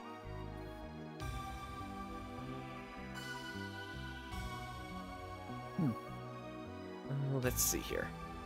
Anything other? So yeah, it looks like there was just a lot of fashion errors that needed to be fixed. Oh yeah, sometimes there are some bugs that can be hilarious, and other times there are bugs that can break the game. Yeah, I'm gonna skip through the rest of these. Right. Let's see. For the beauty salon. So an error message is displayed when wearing another PSO2 costume after the number of item packs has reached the upper limit when wearing a PSO2 costume. When wearing PSO2 cast parts, the correct error message is not displayed when the color setting of layering wear or costume is selected. If you have multiple color changeable outerwear, only one of them will be displayed on selection screen in the beauty salon. Thumbnail images are not displayed correctly for some hairstyles. In fashion editing, even if you select an arm and leg after selecting a body part from a state other than the cast body shape, it will not be reflected in editing. For some characters, when previewing the outerwear of the same body type PSO2 NGS specification, the item worn by the player may be displayed. In the AC shop, the text of the new arrival history may not be displayed correctly. In the scratch prize list, the lobby action is not displayed correctly. In fashion editing, hairstyle favorites are not saved. In the lobby action list, the plus version lobby action is not displayed. In the equipment information of other players, the layout of item details may be displayed in the format of PSO2. When changing from a state equipped with cast parts of PSO2 specification to a look-type costume, the appearance may not be reflected in the character graphic. There is a bug that some items of simple graphic settings are initialized when the option settings are initialized. So that's talking about when they're reset back to default. In a gamepad that does not support automatic setting, when you select the gamepad initial setting in the PSO2 NGS block, you can select automatically set this gamepad. Alright, that was just confusing there. Set this gamepad for a gamepad that cannot be set automatically, the automatic setting will not be performed. Huh. Yeah. If you log in while an emergency quest is occurring, the BGM or background music of Central City will not be played.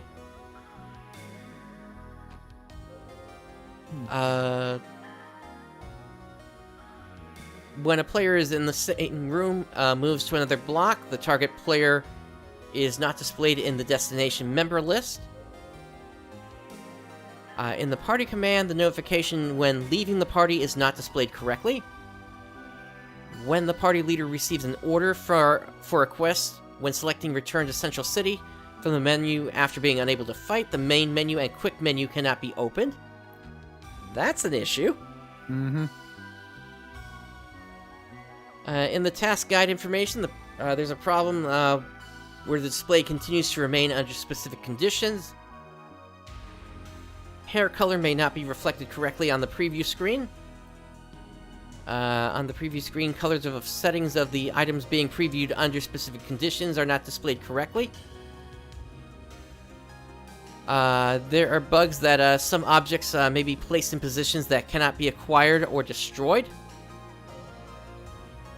In the PSO2 Endless Quest Infinite Battle Beyond Recollection, NPC communication may not occur and progress may not be possible. Who was doing Endless Quest while doing an NGS beta? I don't know! I was about to ask the same question! Yeah. It's like a really specific thing to have happen. I'm guessing they wanted to do Endless just to see how the graphics looked now? Maybe. I don't know. That just seems like a very specific thing. Yeah, at that point, why aren't we seeing more things with, like, the final boss and things like that? Mm-hmm. Yeah, it is a weird niche. Yeah. In some sword weapon camouflages, the weapon model being pulled out is not displayed correctly. In weapon camouflage, if you set the same weapon camouflage to multiple categories, the number of items you have will increase. When changing the color of the mag, when changing with the gamepad, there's a problem that can't yet be determined. No, that's not the mag, it's the mug. Well, maybe that's... I would make a joke about it not targeting the right location, but that's not the right joke to make here. In the craft information of PSO2, the number of achievements is incorrect. It might be coming. I don't know. I'm gonna try to make it one. Maybe. In the description of a closed beta test memorial scratch ticket, the PSO2 block is displayed as PSO2 NGS exclusive item. That ticket can actually be used in PSO2 blocks. In the My Shop of PSO2 blocks, when previewing cast parts of PSO2 specification with cast characters, character models and parts are not displayed correctly. And lastly, in PSO2 My Shop, the item name of PSO2 NGS that cannot be listed is displayed as a product search candidate. So, quite the list of what we have there. Mm-hmm. Alright, so aside from the main official site, Bumped has also been doing their part with PSO2. Let me take this back to the top here. So, first off, Sega is planning to start signups for the second closed beta on February 2nd, 2021. Yes, and if you did not get into the first beta, but like if you applied for the first beta but didn't get into it, you're automatically applied for the second one. Yep, and actually I just realized we skipped a few more of these here. It's fine. We already went over enough of them. Yeah, I guess so. Yeah, here's where they're talking about the recruitment of the second closed beta test here. So, yeah, it's it's a lot of stuff that was in there. Mm-hmm. All right, so then they get into the NGS closed item lab, or closed beta. We already talked about it a bit already. Yep, limit breaking is just unlocking a weapon's potential. Mm-hmm. Here we get into special ability of fixing. And so this is where we can kind of see what the success rate added for each capsule that you add on is. So for some of these, you need 10 capsules to make it 100%. Some you're going to need more than 10 capsules to make it 100%. Mm-hmm. And it seems like damage is being handled not as flat damage, but now it's going to be a power percentage increase instead. Yep. So yeah, no more RNG screwed, but you could still just put it up to RNG if you don't have enough capsules. Yep, I saw several players try to augment with like an 8 or 9% on what they are trying to augmenting. So it was It works sometimes. It works sometimes, but most of the time it failed hilariously. Yeah, I would expect it to fail, but it could work. Yep. Let's see. Yeah, so adding 10. Let's see here. Once an affix has been added to your weapon or unit, you can keep reaffixing the affix back onto it at 100% rate, which is actually really, really nice. So once you get it on there, it never comes off unless you force it off. That's good. Yep.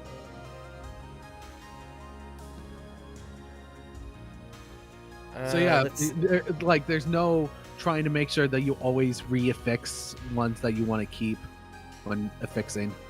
Yep. And by increasing the number of grinds on a weapon, that will help you to increase the number of affix slots on it. Oh, okay, that's cool. Yep. But that means that each weapon is going to have its own limitations. Like this one looks to be maxing out at 3 affix slots. And just based on the window size here, I'm counting that they might be able to have up to 10 affixes at some point here. Okay. Yeah, that would be nice to have weapons with 10 affixes. Yep. Then they go into potential unlocking here, and this is an example of the materials that you need to have. You'd need 3 of this item, the top item, 9 of the bottom item, plus a bunch of Meseta in order to go through with the process. And you can find photon chunks. Those are what help you to unlock potentials. Then they go into the multi-weapons. Multi-weapons require weapons of the same series as the base weapon. For example, with a Prim Knuckle, you can only use a Prim Sword or other Prim weapons. In addition, multi-weapons... Go ahead. Okay, that was what I wanted to know with the same series kind of thing. So not only, like, it has to be the same rarity, but it has to be the same series. Okay. Yeah. Multi-weapons require a lot of end Meseta, generally 50,000 for a 1-star, 100,000 for a 2-star rarity, so as we start to go up, that is going to get pricey. Mm-hmm. That's a money sink, all right. Yep. And then they talk about the beta skill trees here. You gain skill points for all your classes by clearing Cocoon and Tower quests. Cocoons can be found at various points around the map and reward 1 skill point. The tower that appears in one location within the region rewards 2 skill points. And yeah, Lord Samuel, there is going to be maintenance coming up for Global, and that is going to be adding in Luster, so be ready for that. As well as level 100 and the final chapter of episode 6. Yep. That is confirmed. Perfect that the patch is on a PSO2 day. Yep. All right, so let's go through the skill trees here.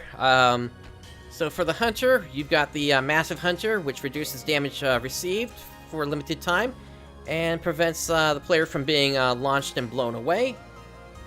You have Photon Art Avenge, whereby if you receive an attack within a certain time frame of activating a Hunter weapon Photon Art, the power of that Photon Art will increase.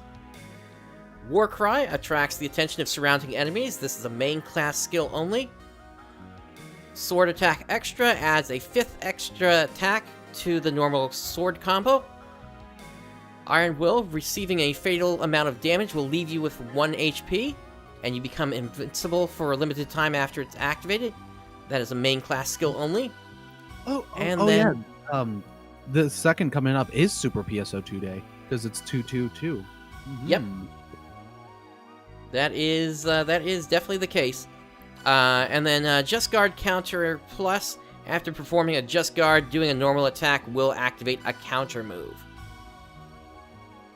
Wait, actually, real quick, this is a bit on the PSO2 day thing. So if this Tuesday is going to be Super PSO2 day, will next year, since that's going to be 2022, will that be Ultra PSO2 day?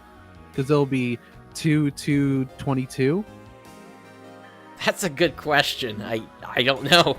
It'd be interesting to see experience gains of 880% or something like that. That would be insane. Definitely help people to finally finish leveling up any classes they haven't finished at this point. Mm-hmm. Did you want to take the fighter skill tree? Sure thing here. So the fighter skill tree. So some of the fighter skills are similar in some ways. Specifically with Limber Break. Limber Break is an active skill, and increases damage received and increases the power of fighter weapons for a limited time. Also, with Limber Break, PP recovery just recovers PP after Limber Break ends. Endurance is receive a fatal amount of damage during Limber Break, will end Limber Break and leave you with just 1 HP. You'll become invincible for a limited time once it's activated. And then you got one specific for Knuckles, adds an extra 5th attack to the normal Knuckles combo. And then you have the attack switch, which is after successfully evading with the Knuckles weapon action, the next normal attack will become the 5th combo. And the Sway Counter Plus, which evading with the Knuckles weapon action, performing the weapon action again will activate a counter move. Cool. Yeah, maximum PSO2, dude. Yeah. Yep. For Rangers, you have access to Weak Bullet, which is an active skill. Activates only when an assault rifle is equipped. Allows you to fire a bullet that increases damage to the part that got hit, and that is a main class skill. Weak Bullet Reinforce, hitting the weak bulleted area a certain number of times will extend the duration of the skill and increase the damage dealt. Once again, a main class skill. Spread Shot fires a special short-range shot by consuming the gauge accumulated from the assault rifle's attacks. And then Spread Shot Quick Escape adds invincibility for a limited time when Spread Shot is activated. The evacuation distance is extended when inputting a direction. Rifle Grenadier adds a grenade attack when holding the weapon action button for assault rifles. If you input a direction at the same time as holding the weapon action, the attack will be thrown. So instead of coming out of the assault rifle. And then Rifle Slide Shot Advance adds invincibility for a limited time when using the weapon action while assault rifles are equipped. And why don't you take a Gunner here? Oh, I guess not. Okay. Then Gunner, Chain Trigger, activating a charged machine gun PA creates a chain count that increases with attack. Yeah, it's pretty much the same how it is in PSO2, but it's not tied to a specific body part like it is in PSO2. Right. Hitting the spot again with a charged PA results in a powerful chain finisher, and that is the main class only. For the Chain Trigger Quick Reload, after the chain finisher, it reduces the amount of time until you can perform a chain trigger again based on the previous chain count. For Chain Boost, for a limited time after the chain finisher occurs, it changes the behavior of the Twin Mech Gun weapon action. In addition, it increases the attack speed of the Twin Mech Guns based on the chain count. Then we get to the Stylish Roll Art. Pressing the Photon Art button during the Twin Mech Gun weapon action will consume photon points to generate a powerful attack. Stylish Roll Strike Back. Successfully evading with the Twin Mech Gun weapon action will cause the next Twin Mech Gun Photon Art to increase in power while consuming more photon points. And then Stylish Onslaught. For Twin Mech Guns, pressing the weapon action without inputting a direction will make you rush forward. And then we have the Force skill tree. Photon Flare. Increase your maximum photon point and the power of force weapons for a limited time. Charge Photon Point Recovery. Photon points will recover naturally even while charging a technique with a force weapon. Photon Point Convert. For a limited time, it decreases your maximum HP while increasing the speed of natural photon point recovery. So it took Fighter's limit break from PSO2, but then gave it to Force now. Yep. Well, I think Force always had it where it reduced HP though. Okay. And then there's a photon convert increase the number of times photon point convert can be used. Rest field force recovers nearby players when using a rest assign. That's a main class only ability. Yeah, the rest assigns, those are those like resta nodes that you can pick up when you're running around. Yep. And then lastly, rod technique keep. When using a rod, the charging status of a technique will be maintained if you perform step or weapon action when charging a technique. Therefore, the next time you use the same technique, the charging time will be reduced and photon points will not be consumed. And then lastly, Tector. We have Shift and D-Band. For a limited time, it increases the damage towards enemies and reduces the damage received for both you and other characters.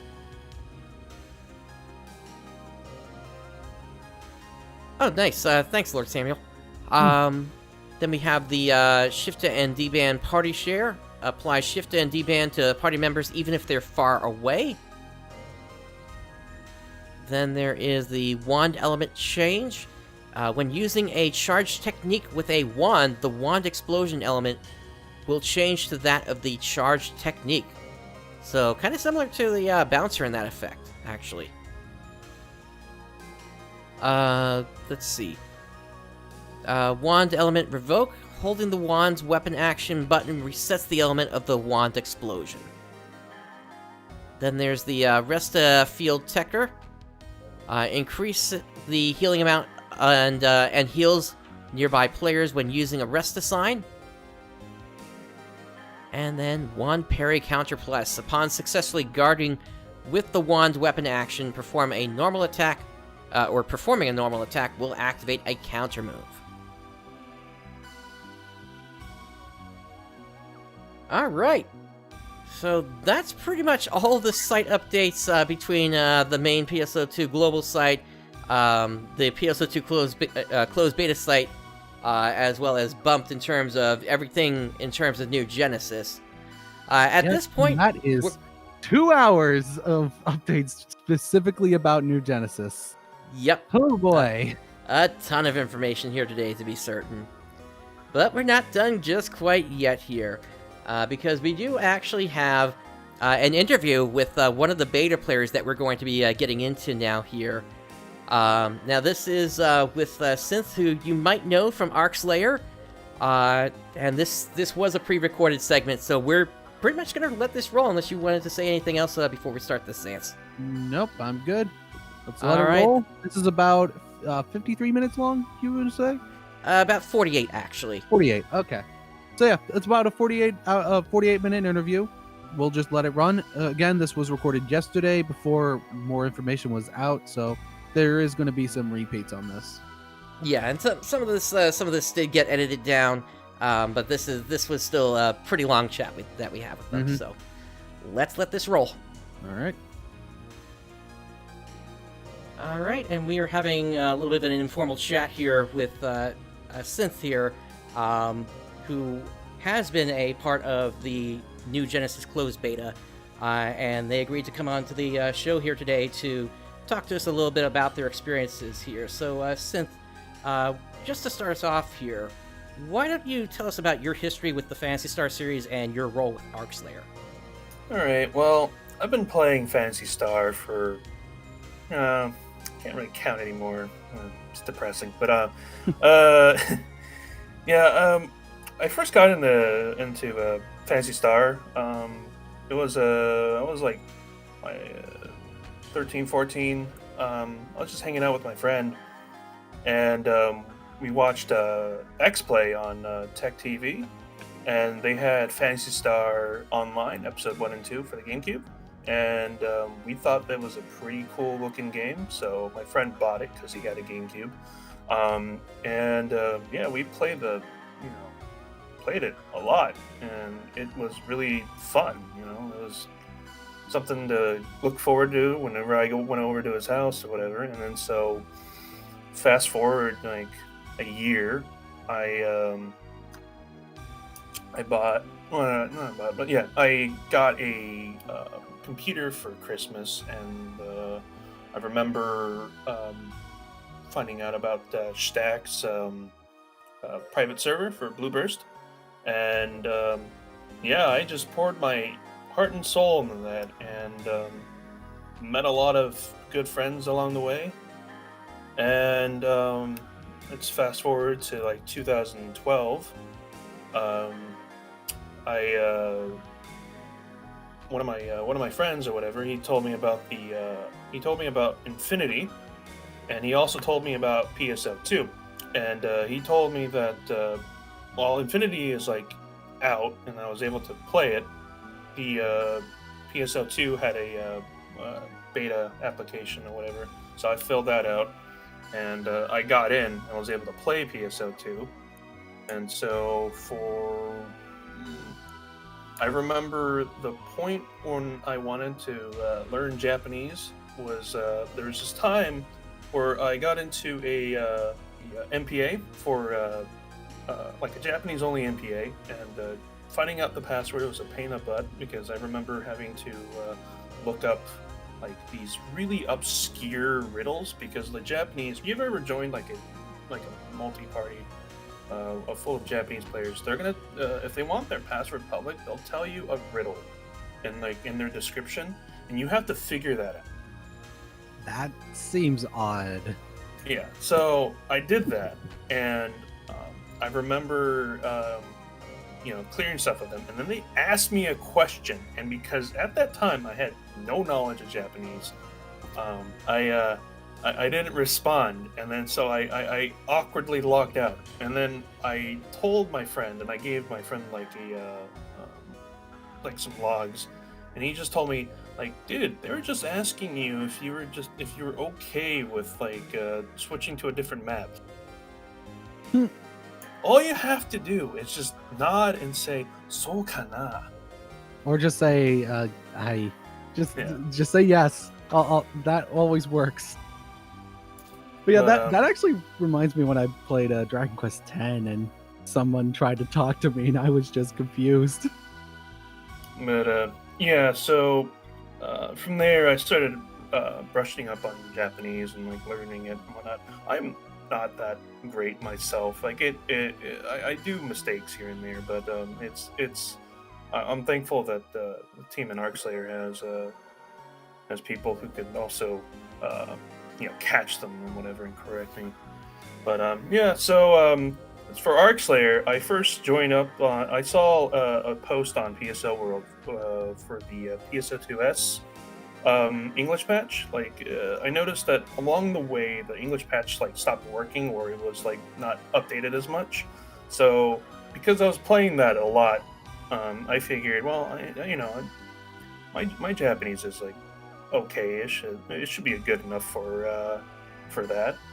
And so I applied and talked to Rue Pikachu, who's he's a former admin of Eden server, private server for Blueburst. He introduced me to Ida, and I was me and him.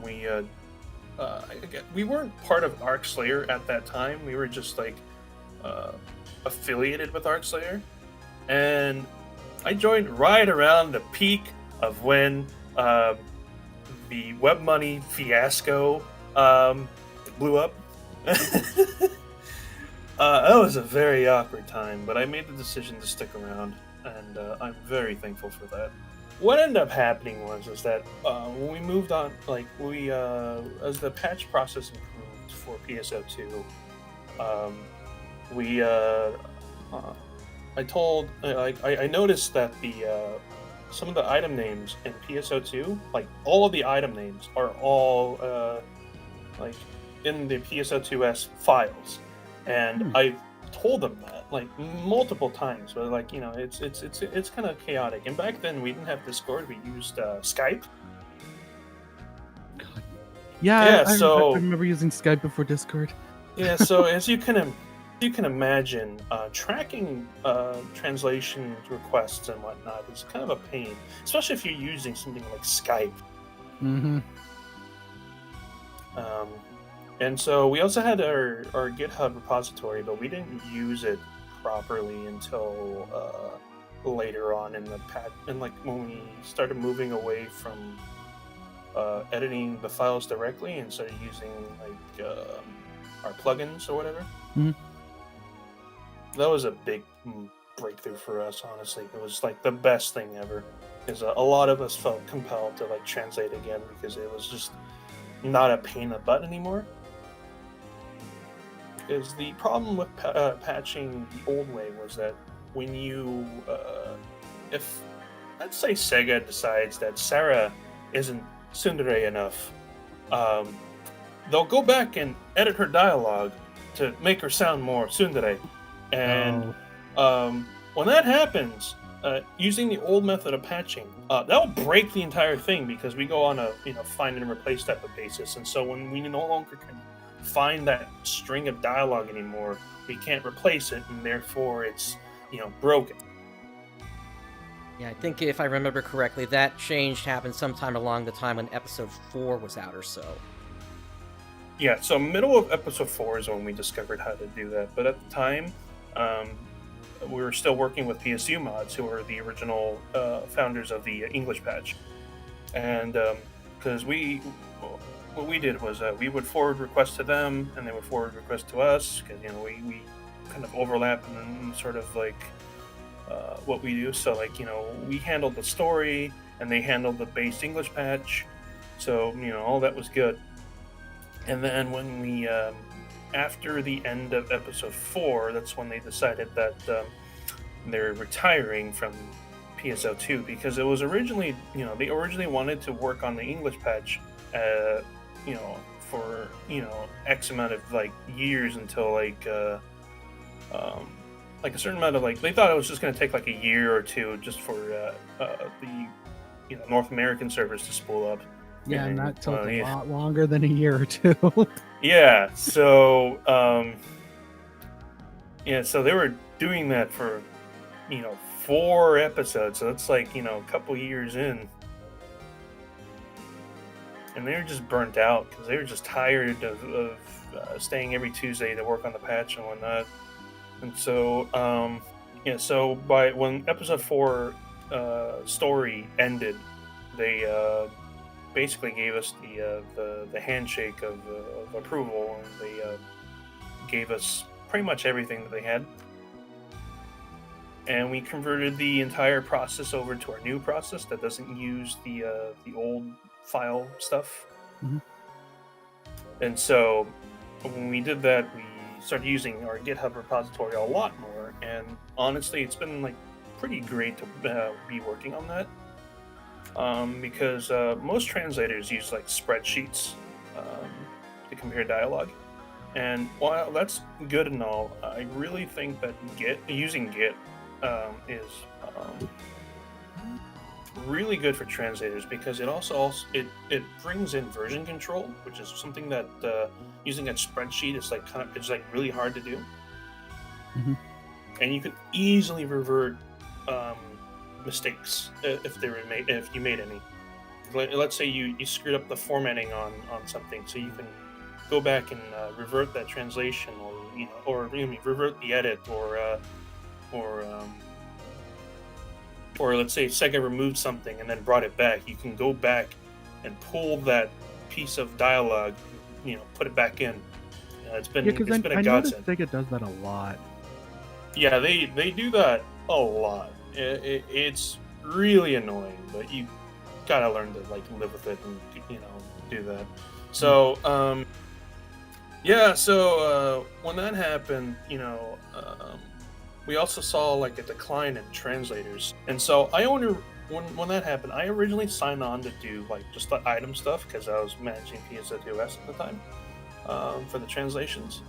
And I ended up becoming a head translator from all that, because of like everyone else just up and left, and I felt bad, So initially I did bite more than I can chew, but eventually I was able to like get a groove on things or whatever, and actually do things how it, like get in the rhythm basically. And then around that time I was able to get help from other people, and one person stuck around long enough to where I felt comfortable with them bearing our name for ARKS later, and so that's how we got. I have no idea how to pronounce his name. I've been calling him Debir, but people call him Debir or whatever. I have no idea how to pronounce his name, and if he's ever here listening to this, I'm sorry for butchering your name. And I'm guessing you guys are working hard with translating the closed beta test here? Well, no. No? I'm guessing since it's only like a temporary thing, there's no bother for it. Well, for New Genesis, I decided to bring up recruitment again. So I pulled in 2 people. One was a former translator for the story patch back when it was just episode 1 and 2. So I pulled her in, and then there's another person who wanted to help out before, but at the time I'm like, well, we're kind of like done translating because they asked me like at the end of episode 6. But I said for New Genesis we're gonna definitely need people, so I'll let you know. And then so about a month ago is when I said, hey, you still good? Would you want to do this for us? And they said, yeah. So I pulled them in and trained them on how to use Git. They're still rough around the edges, but anyways, some basic concepts stuck. But yeah, I'm very strict when it comes to recruiting people. Like I have a particular vision on how I feel the Phantasy Star series are going, and I try to bring the same like witty and like funny dialogue that I fell in love with Phantasy Star Online Blue Burst and Phantasy Star Online episode 1 and 2. And I try to bring that same like feeling into what I feel in translations and whatnot. But yeah, that's pretty much my role in ARK Slayer now. So cool. Yep, definitely very cool. It'll be interesting to see how different your translation is compared to what the official translation is going to be. Yeah, the official translation, it's definitely a hit and miss. Thanks to the notoriety of like what we do and global, we're actually yeah, let's just say we have contacts now and some fans. The global team's a fan of ours because we set the pace. Like I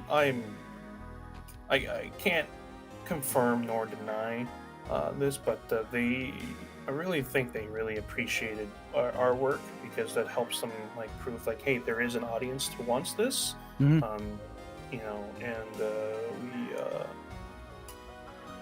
there's some other things I'm not able to say right now, but they definitely appreciated it. Let's just put it that way. Yeah, I was in some of those conversations, so I think I know what you're talking about, in that you really can't say much about it, but I get where you're coming from on that. So I guess let's kind of jump into your experiences now with New Genesis itself here. Starting off, what class or classes did you try out during the closed beta that has gone by so far? Well, I'm a simple man, so I picked Hunter. All right. Yeah, New Genesis, man. That's very... Like, if I were to compare PSO2 to New Genesis, there's no comparison. Yeah, how much more fluid is it? It's very fluid. It's very fluid. It felt like I was playing Hero the first time. Oh, I like Hero.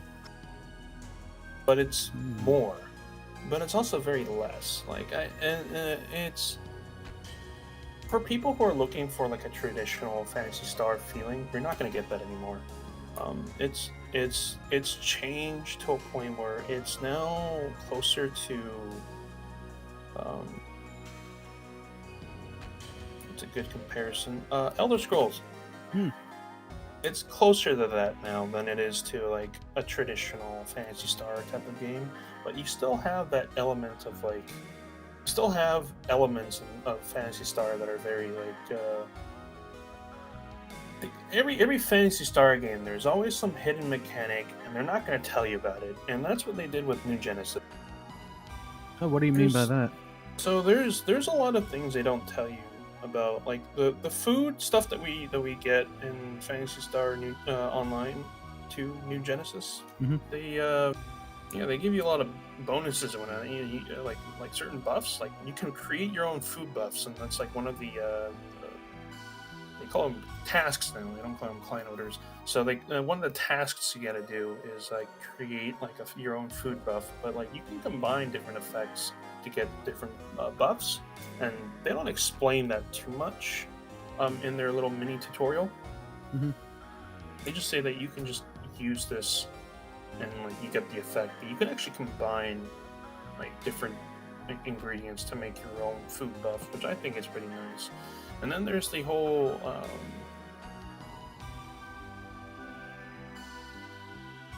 and there's some other like crazy things too, like the just like the gameplay itself is like fundamentally different from like PSO2.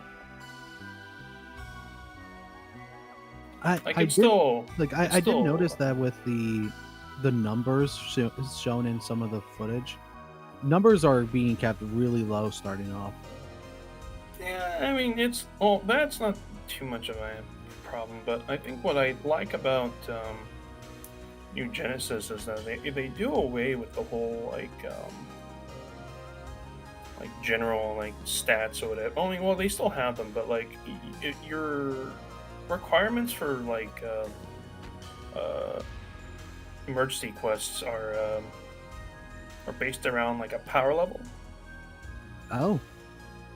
So currently in the beta, the power level you need, the minimum power level you need to efficiently do the emergency quest is 950. This is starting to sound like eye level from what we would find in most other MMOs these days. Yeah, it's like it's kind of like Warcraft, yeah. Or Final Fantasy 14. Yeah. So it's similar to that, and so like people who come off from WoW or Final Fantasy 14 or any other MMOs that use online. The other MMOs. Yeah, I can't really compare it to Elder Scrolls Online because that's very close to what New Genesis is, but like the same time different. So the combat's so fluid, man. It's pretty great. Not having to worry about just attacks anymore is pretty weird for me because like you're so used to them in PSO2, and then when you're not, you don't do them. Yeah, it's so weird. Yeah, I'm probably still going to try to click in rhythm, just like if there is still the just attack, even though there's not. There's no. Did you end up doing that? There's still just clicked in the rhythm. Yeah, I clicked in the rhythm. I still do that. It's muscle memory. I'll never never gonna remove. It's 8 years of muscle memory. Even longer, because you said you had played the original Phantasy Star Online episode 1 and 2, so that goes back even further. Because there it was. Well, you had to do that rhythm if you wanted to. Yeah, you had to do that rhythm, or else you couldn't efficiently use combos. But that was different though, because that one's still way easy. You can just start up with like a normal and two heavies, yeah. Yeah, 2 heavies or normal heavy and special, normal special. Never open up with a heavy, ever. You can do that. You could, but most of the time it would miss and you would easily get hit by the enemy. At least that always happened to me. Do it on the episode 4 stuff. You'll die easily. But yeah, the combat in New Genesis is so fluid, so clean. It's Yeah, the only thing that's like very apparent though is like in terms of like your gear for PSO2. So I'm just gonna take a page from WoW and just call PSO2 Classic. Hmm. So the different like gear from Classic, um, you can when you import it into PSO2 New Genesis, the stats on them are obviously different. The names of the affixes that you had on them are different. They do give different effects and whatnot, and so some of them can be really good, some of them can be really bad. But it's like in terms of like just gear, like just gear in general. It's very clear and apparent that the gear progression for New Genesis is going to be like any NGS weapon is going to be very powerful than their classic counterparts. Our PSO2 gear, when we import it, they'll scale to match the highest rarity available. So eventually they'll be the same rarity as PSO2. But so right now all 15 stars are 4-star weapons because of the weapon scaling, the rarity scaling. And so you can equip your 15 stars at level 15. Huh. That's not a bit too overpowered at that point. Yeah, but here's the thing though: if you get a proper 4-star NGS weapon, it's gonna be more powerful than your 4-star converted 15-star weapon. Oh, that makes sense. It's immensely stronger. It's if I had to put them on a tier list right now, I would say that the classic weapons are like bottom tier, and then all NGS weapons are like top tier. Very clear.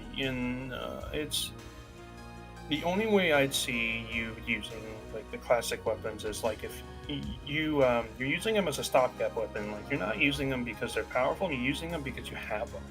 And then in terms of like combat difficulty and whatnot, there's some bosses. There's some like enemies out there that are just. Let's take the dolls for example. Most of the dolls that you encounter, even if you're like let's say level 9, you're fighting a level 5 doll. That doll is still gonna kick your butt if you let it. Yeah, from what I've seen with footage, it takes a while before one of the dolls will go down. Yeah, they're weak spot. So in PSO2, like every darker, every like enemy out there, they all have like a weak spot. Like for darkers, it's like the giant red core. Yeah, most of it is just like a red core that you always strike at. And even like the Lumamechs have that. Yeah, and then for dolls, it's like a yellow core. And so if you're not looking for it, you're not gonna find it. And that's the thing too. You have to find the weak spot. It's kind of like Monster Hunter in the sense that when you damage a monster, it reveals their weak point. Mm-hmm. Yeah, so it's kind of like that. But it's very fluid. Very fluid. I really like the way they handled classes in that regard. Because every class has its own main class only type of effect, and if you sub a subclass or whatever, you have to create a multi-weapon to be able to like use PAs in your current weapon to switch over to it. Mm-hmm. Otherwise, it would treat them like like PSO2 does. It's pretty weird in that regard. And you have to find the materials, man. Let me tell you about finding materials in an open world game like that. It's hard. What I do like though is that everything you see, like every loot, every mineral node or whatever, is all instant. So like a player is going to see a red box, you break it. It's going to break for you, and then on their end, it's not broken. Oh. Huh. Yeah. So it's pretty nice that every resource is like it's instanced, so it's not that bad. Also, is there auto loot? I think. Yeah, I think there's auto loot. So the only thing you have to pick up is the mates. Like the mates, the mate and shifta things that are scattered around. Yeah. And also just like various materials that are just on the ground by default. How does Otherwise, storage? everything. Yeah. Otherwise, everything else is just auto pickup. Yeah, how does that affect storage then? Well, you can't really say much because you have apparently you get a like a material storage, but on your character. Oh, Still, so that's not going to be requiring star gems anymore? no, I can't really say because I also bought premium on beta, so I can't tell if it's a premium effect type of thing or if it's you know um, you know default. Mm-hmm.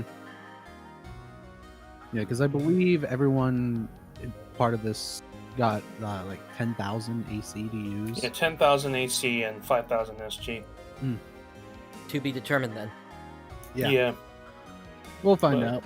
Maybe once more people have access to the closed beta test with the second one, then we can experiment more to see what is and isn't. hmm Did you have a chance to check out the character creator at all? Yeah, I edited my character, and it's very when you load up a new Genesis costume and you compare it to a PSO2 one. PSO2 is already kind of funny in that you can, if you really pay attention to it, you can see all like the low res poly textures and whatnot. NGS, you no longer have to like look up close to it. It's just there. You see it. It's very low res. It looks awful. Now, how good were the finger movements? It was very odd to see my characters. Like when I switched over to a new Genesis costume, I was very, very impressed by the finger movement. You know, I had to ask that question. Everyone's been clamoring over about those finger movements. Dude, it's like your character just awakened its new power. I know. Move your hands. Oh. But I can with my current rig, I can run New Genesis on their super preset, which is setting 5. But I also found out that if I wanted to, if I tweak the settings a little bit, I can run it on setting 6, Oh. which is what they call Ultra. So I'm Speaking glad that of- they gave Actually, names to about- like the settings instead of just calling it 5, 6, 1, 2, 3, 4, 5, 6. So that's very helpful now. But yeah, speaking of those graphic settings, or just the graphics in general, did you experience any lag? Because No. not even in the central town, where there's I had in town I had a frame rate of 70, and then in field I had a frame rate of 60. wow. Pretty nice. I'm using a GTX 1060, so And with the 1060 as well. Wow, that's actually pretty good. yeah. I run a 2080 myself, so that's got me really hopeful here that it's going to perform very well. Yeah, right now though, there's a bug that I'm seeing in the NGS beta forums. Several people who have like a 3080 or a 3070, they said like the game's just like not utilizing their GPU as much. It's like it's just sitting at 30% like usage, and they're getting like low frame rates. And so I'm guessing like over time all these like errors will be like fixed and whatnot, but it runs pretty smooth, honestly. The only lag you'll get is server lag. You'll never. I did not find a single instance of video lag. It was all buttery smooth until like the server started to lag. That's interesting. Because I know that with the official launcher, which I'm guessing you had to use the official launcher for the closed beta test, right?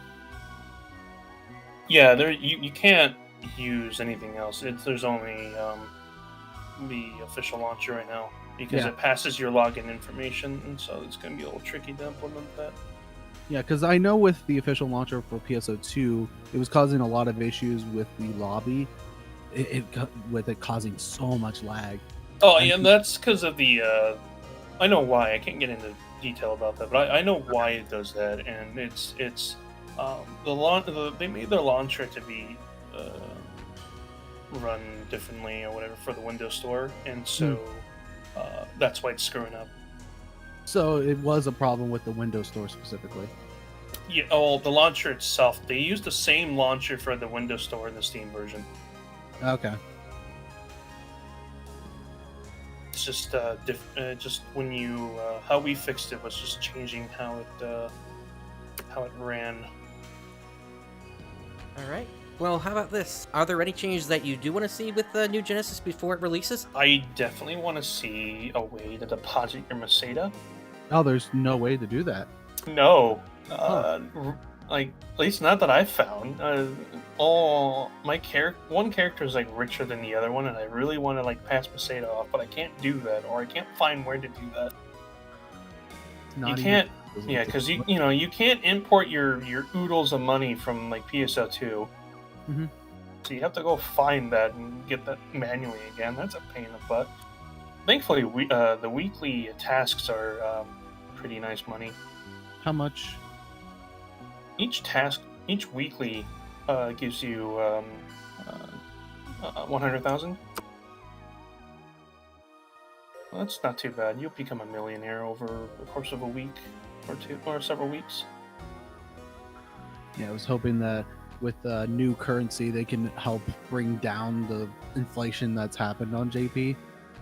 It's obvious that inflation would have happened there with how it's been going on for 8 years. Oh, and I'm really glad you can cancel the animation for the scratch. Oh. You ever? Oh yeah, scratch. I wanted to ask. You ever played Genshin Impact? You know, yes. You know when you do a scratch on there, like you get like a really pretty like animation window, whatever. It's like that. Oh, okay.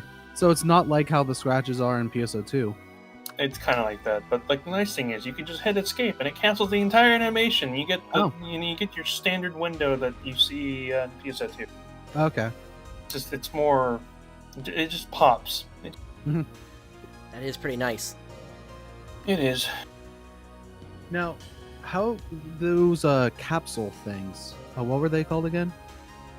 I forgot, but they're all of the affixes are all capsules, and so they have a really abysmal rate if you don't have enough of them. Mm-hmm.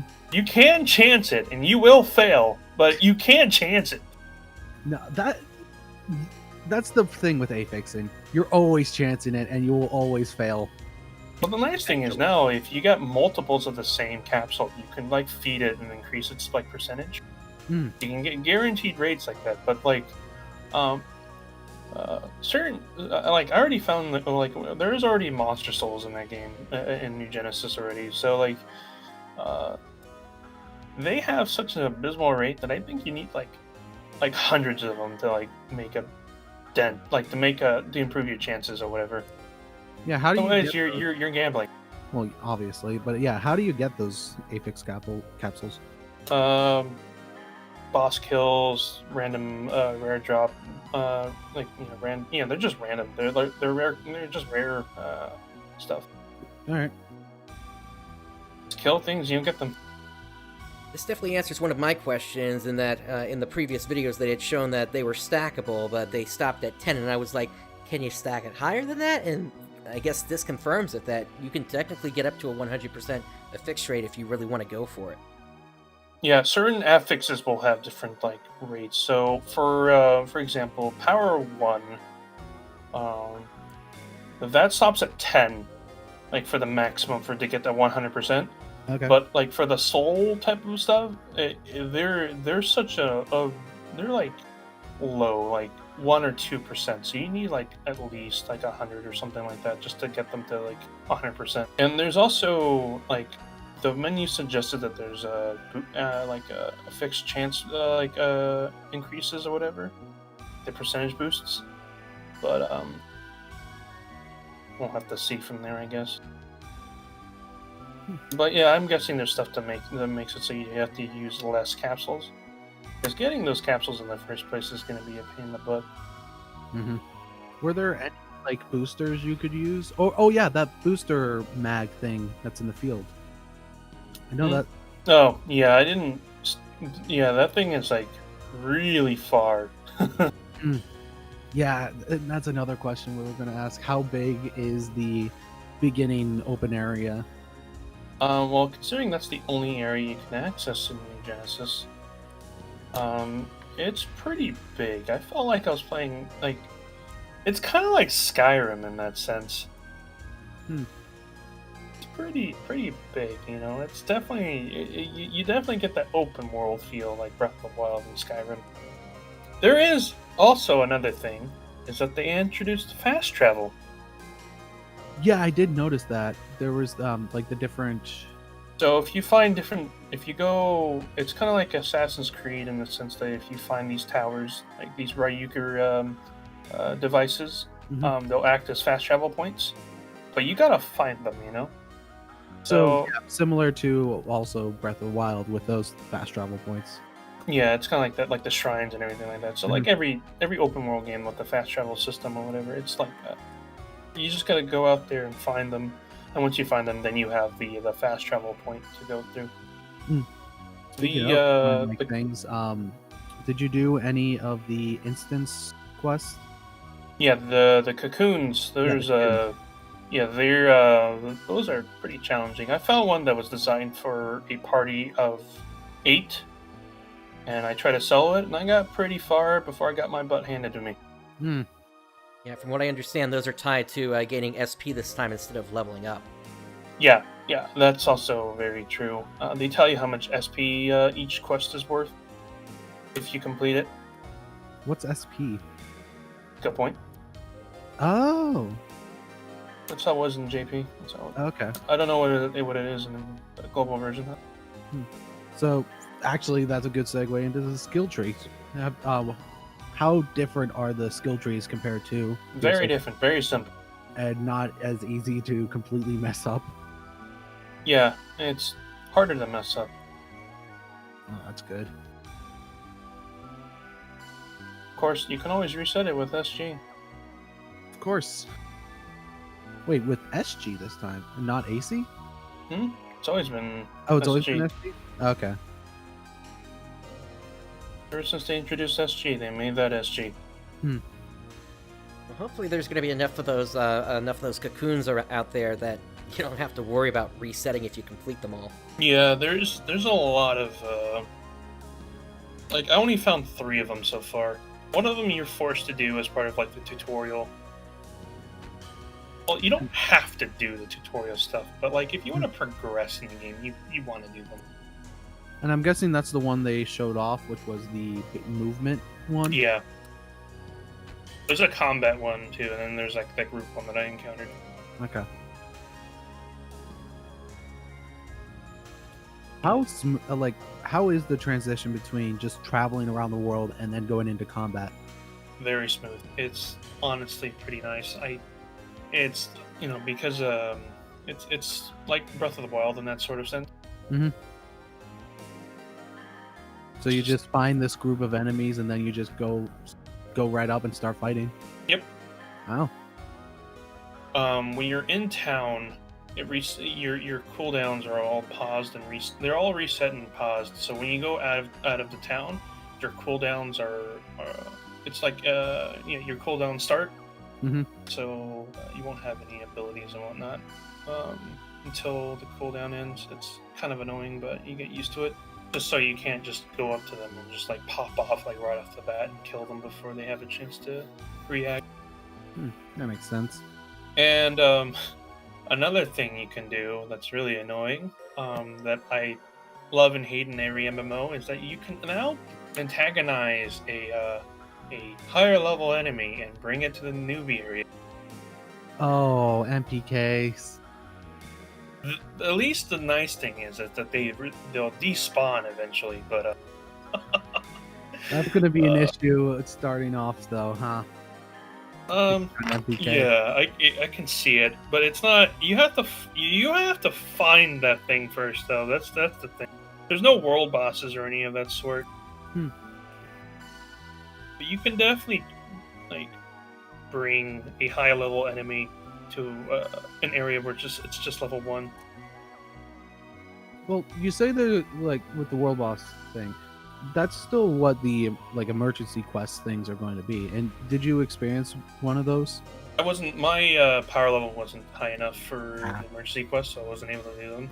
But I know that the emergency quest itself, it's 8-man. Okay. Yeah, like the wait time for the emergency quest is pretty long. It's 15 minutes, and Oh wow. Oh well, yeah. actually, yeah, that's the same as PSO2. Yeah, but at least the time goes by fast, and the new Genesis, it feels like it's going slow because they had a timer in there. Oh. So you're focused on that time. Yeah, and so it feels slow. Yeah, I kind of noticed that as well, and when I was watching... A couple of things. When I was watching the stream, one thing I noticed is that seems to be Sierra's voice actor that's doing the announcements in there still. Yeah, I thought it was Sierra's too, but... And then secondly, actually, on one of the streams I caught, one of those bosses actually did spawn outside the urgent quest, in the same area, so it could be a rare occurrence where you could have those guys pop up and have, Yeah, some of them are, one of the enemies you have to fight as part of a task is, like, it only shows up when you get a PSE burst. That thing will kick your butt if you're not careful. Like, I've died to that thing so many times. Yeah, I think when I was looking, it was like level 19 or something like that. Yeah, depending on where you spawn, what you're fighting. So if you're fighting like level 10 enemies, if you're fighting like level 10 enemies or whatever, and then you get a PSE burst, you're gonna get like a higher level thing coming out. I was fighting level 5 monsters, and a level 10 thing spawned out. Gotcha. That's scary. Fighting Fang Banther, in that game's version of Fang Banther, that thing is scary. Not a Banther, Banshee. Yeah, that thing is scary. Like, everything that has 4 legs and can, like, move real fast like a cheetah is scary. Oh, yeah. But it also gives interesting lore implications of the fact that we've got, nefarious enemies showing up on Alpha now. Well, it's not really nefarious. It's kind of like it's kind of like Nova in that sort of sense, where it's just like, oh, okay, you got this familiar enemy that's not that enemy. True. So it's not exactly the nefarious enemies, but they look exactly like them. They have a similar name. It's like in Smash Bros. When you like give Wario the alternative, his alternative color, and one of them is like the Mario colors. It's like that. It's like,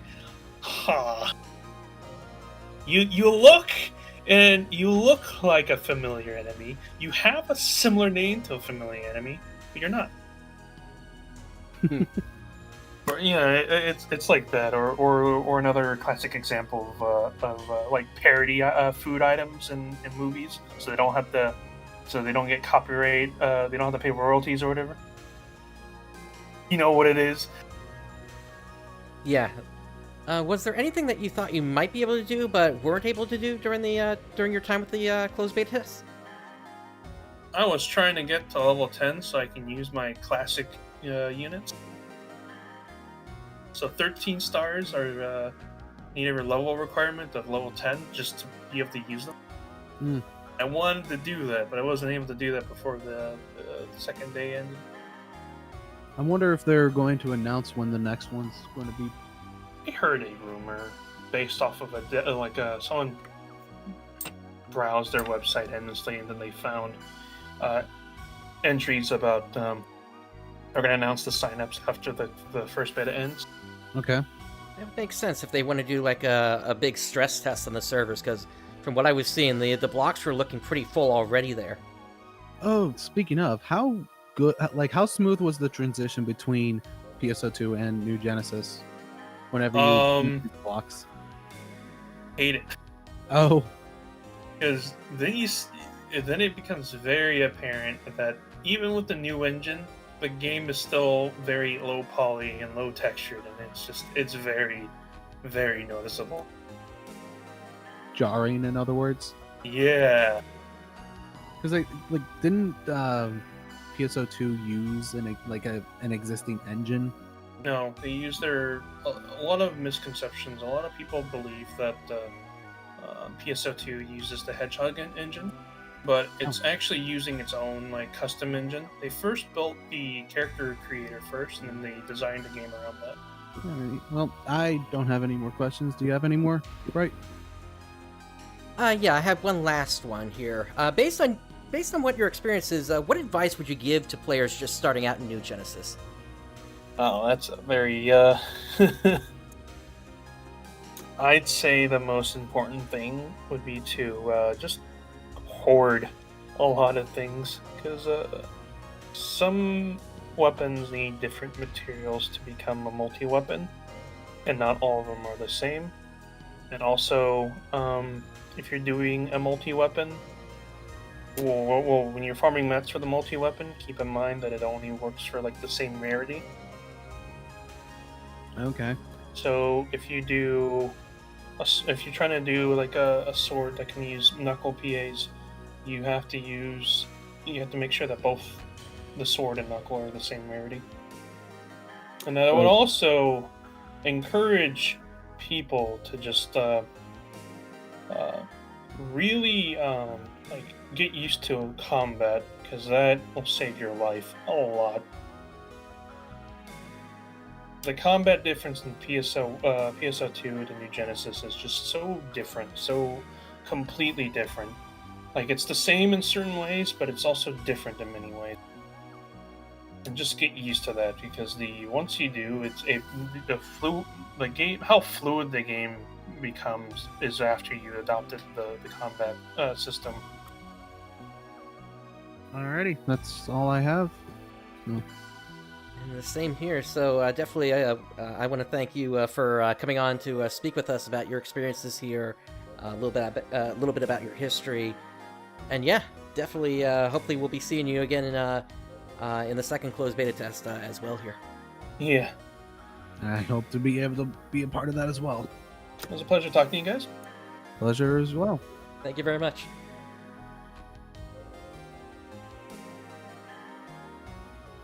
All right, and as sort of a final addendum to everything that we've talked about here related to New Genesis, there's one more thing that I need to bring up here, which happened during the test, and that is that somebody managed to get underneath the city here in Central City, and they managed to find something very impressive here. This is apparently some sort of a bridge here.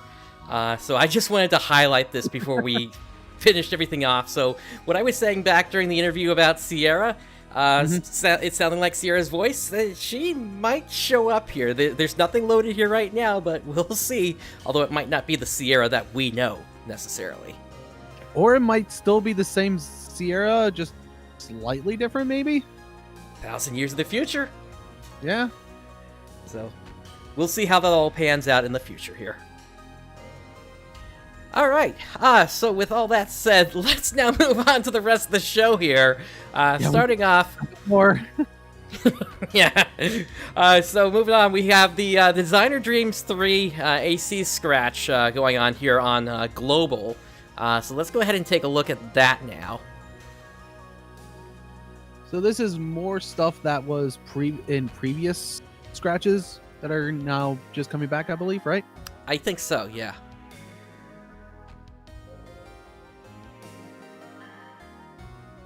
So we got this nice hoodie. Yep. Oh, that innerwear. Yeah. Doesn't leave much to the imagination. It's just the Band-Aids. That actually... Okay, I don't want to go more into the whole Band-Aid thing. It's a thing that some girls, before they use bras, they use Band-Aids.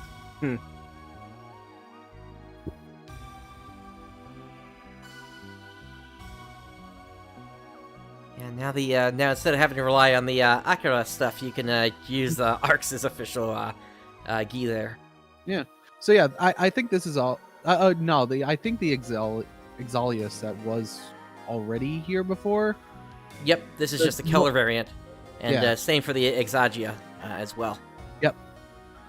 So a few repeats, but I'm seeing some new stuff as well.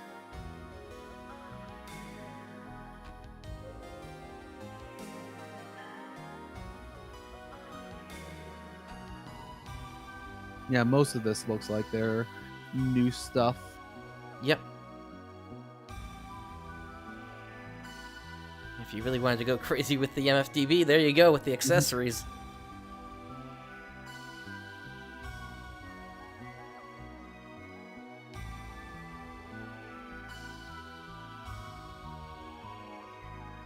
Oh, that rainbow blade.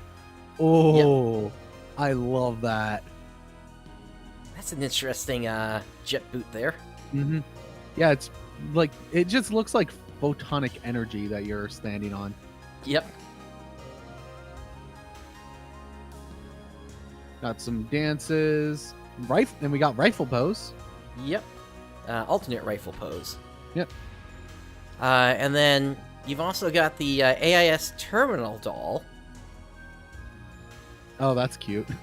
Yep. Yeah, I might pick one of those up myself. The pilot Lucida M, as well as the female version as well. And like you said, the innerwear. The innerwear, which is just band-aids. Yeah. Then we got, looks like several types of hairstyles here. As well as new eyes. Some innerwear paints this time. Kind of interesting.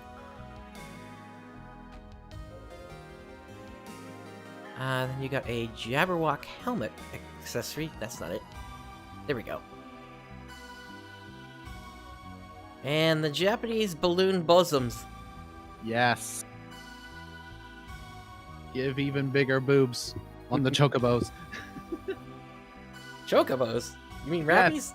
Yes. Or not the rappies, I meant. I don't know why I thought Final Fantasy for a moment there. But yeah, the mini rappy suits. Then we got the mechanical A scarf set. And then bubblegum. Then you can put looks like some Japanese characters on your character as well with martial arts stickers, I guess. And then we got the camos, mag devices, range attack for food device. Mm-hmm. You got your typical assortment of augments. Your other emotes are Listless and Tai Chi.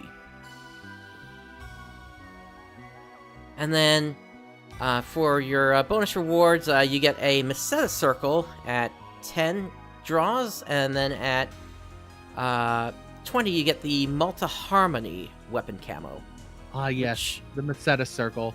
What I get instead of everyone else who gets all the rares. They're also doing a Kazuuchi assault bonus key at 15 draws as well here. Ooh. And then there's also number 397 Marin and Melon emotes. So you just become Marin and Melon? I guess. I don't see the character on there. That's pretty cool. Yep. And then, of course, we have the other side of the scratch tickets, the fun scratch ticket. Oh, fun! Not for too much longer, but we'll see. No! So we got the off-center, another hairstyle, as well as the sharp semi-long hair. Some mini eyebrows here. Spacious mini eyebrows. Yeah, really tiny. You got a snapping Garango hat. So I guess if you wanted to live out that fantasy. You've got Photon X-Wings. And then the Dozy Lillipin and the Carrot Stick Rappy Bee.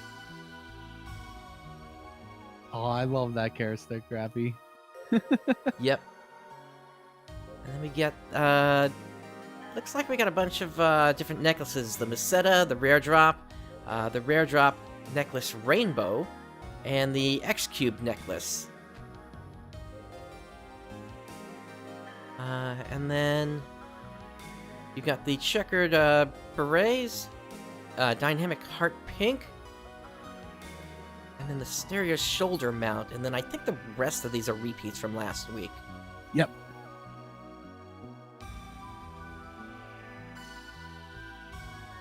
Alright, so we do know that there is a maintenance coming up for February 2nd. We've also got the Super PSO2 Day coming up for February 2nd as well, technically starting on the 1st. Mm-hmm.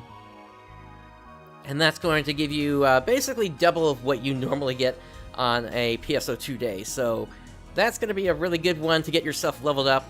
Especially and it's when Luster comes out. Well, Luster is actually coming on the 3rd, actually. Oh, okay. Yep. So, February 3rd, coming to PC and Xbox. It's going to focus on Episode 6 and will include the Luster Scion class. This information is coming to us from Twinfinite. Level cap is increasing to level 100, the final level cap of PSO2. And then you have the Luster class. So, Yes.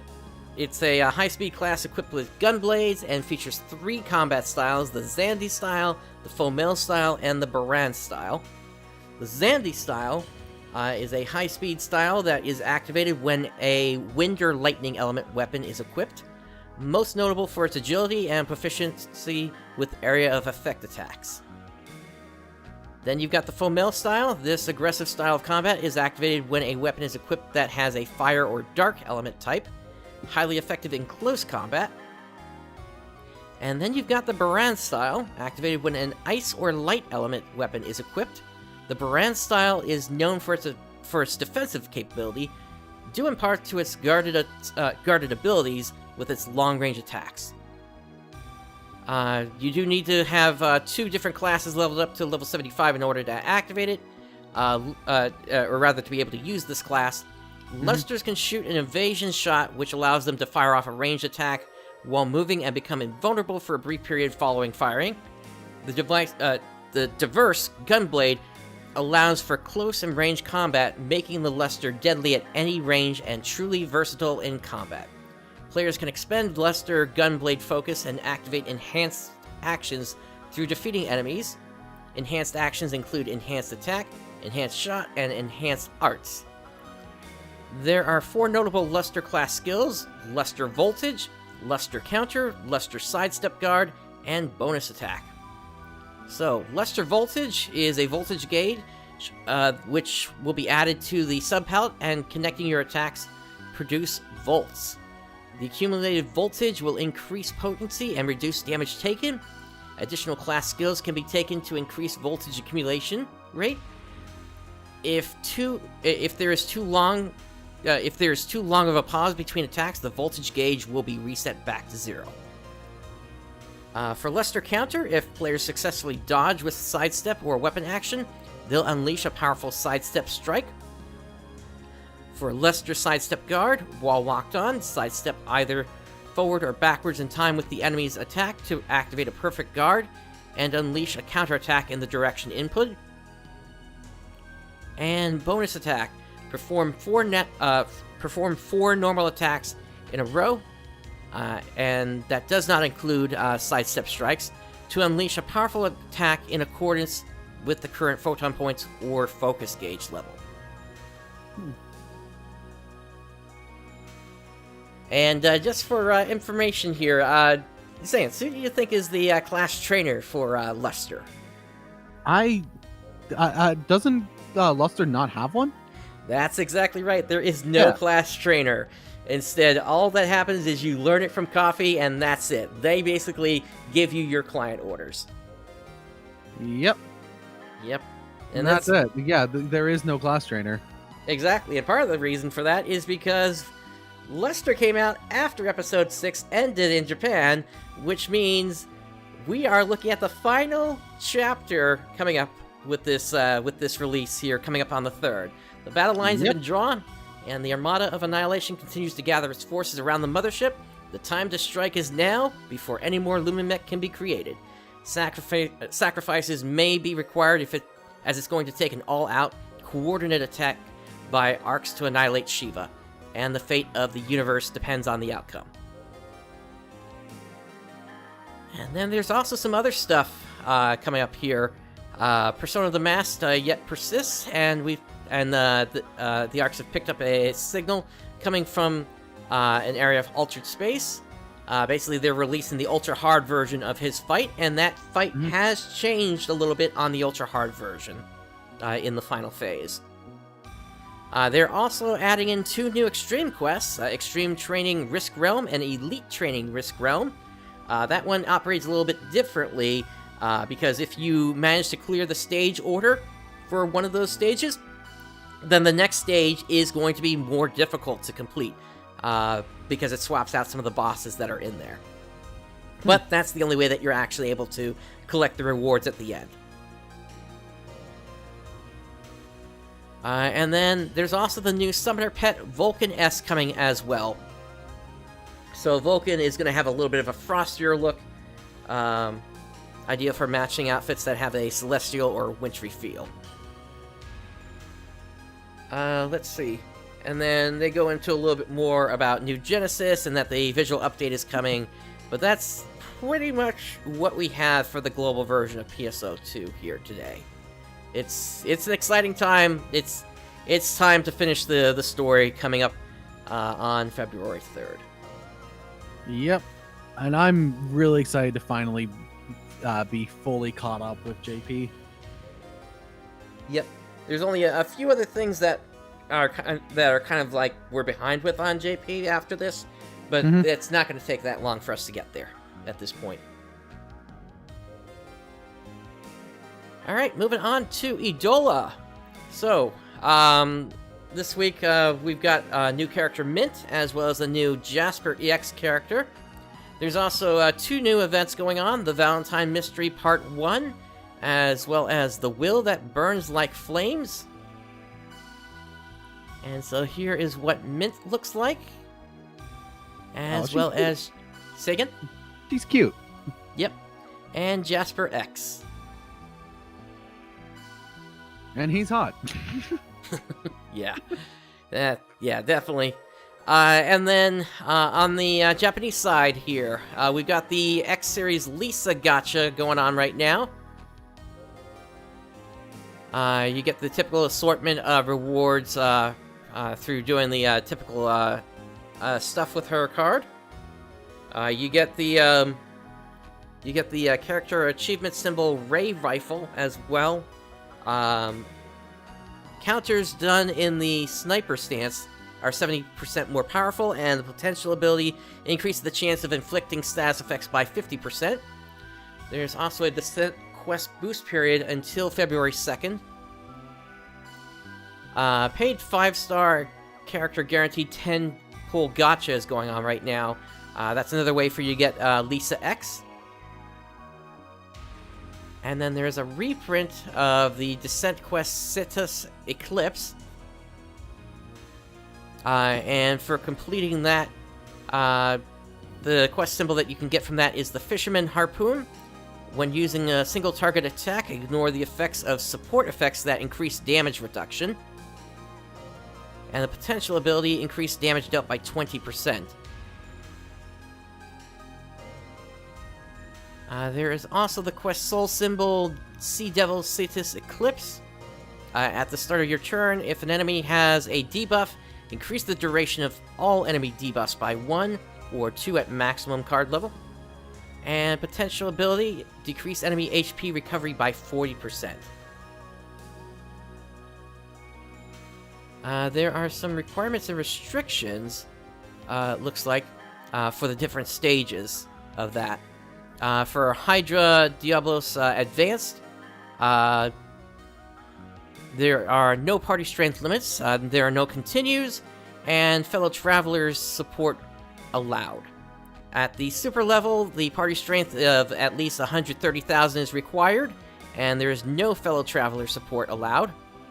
And at the extreme level, you need a party strength of 150,000 or 150,000 or higher.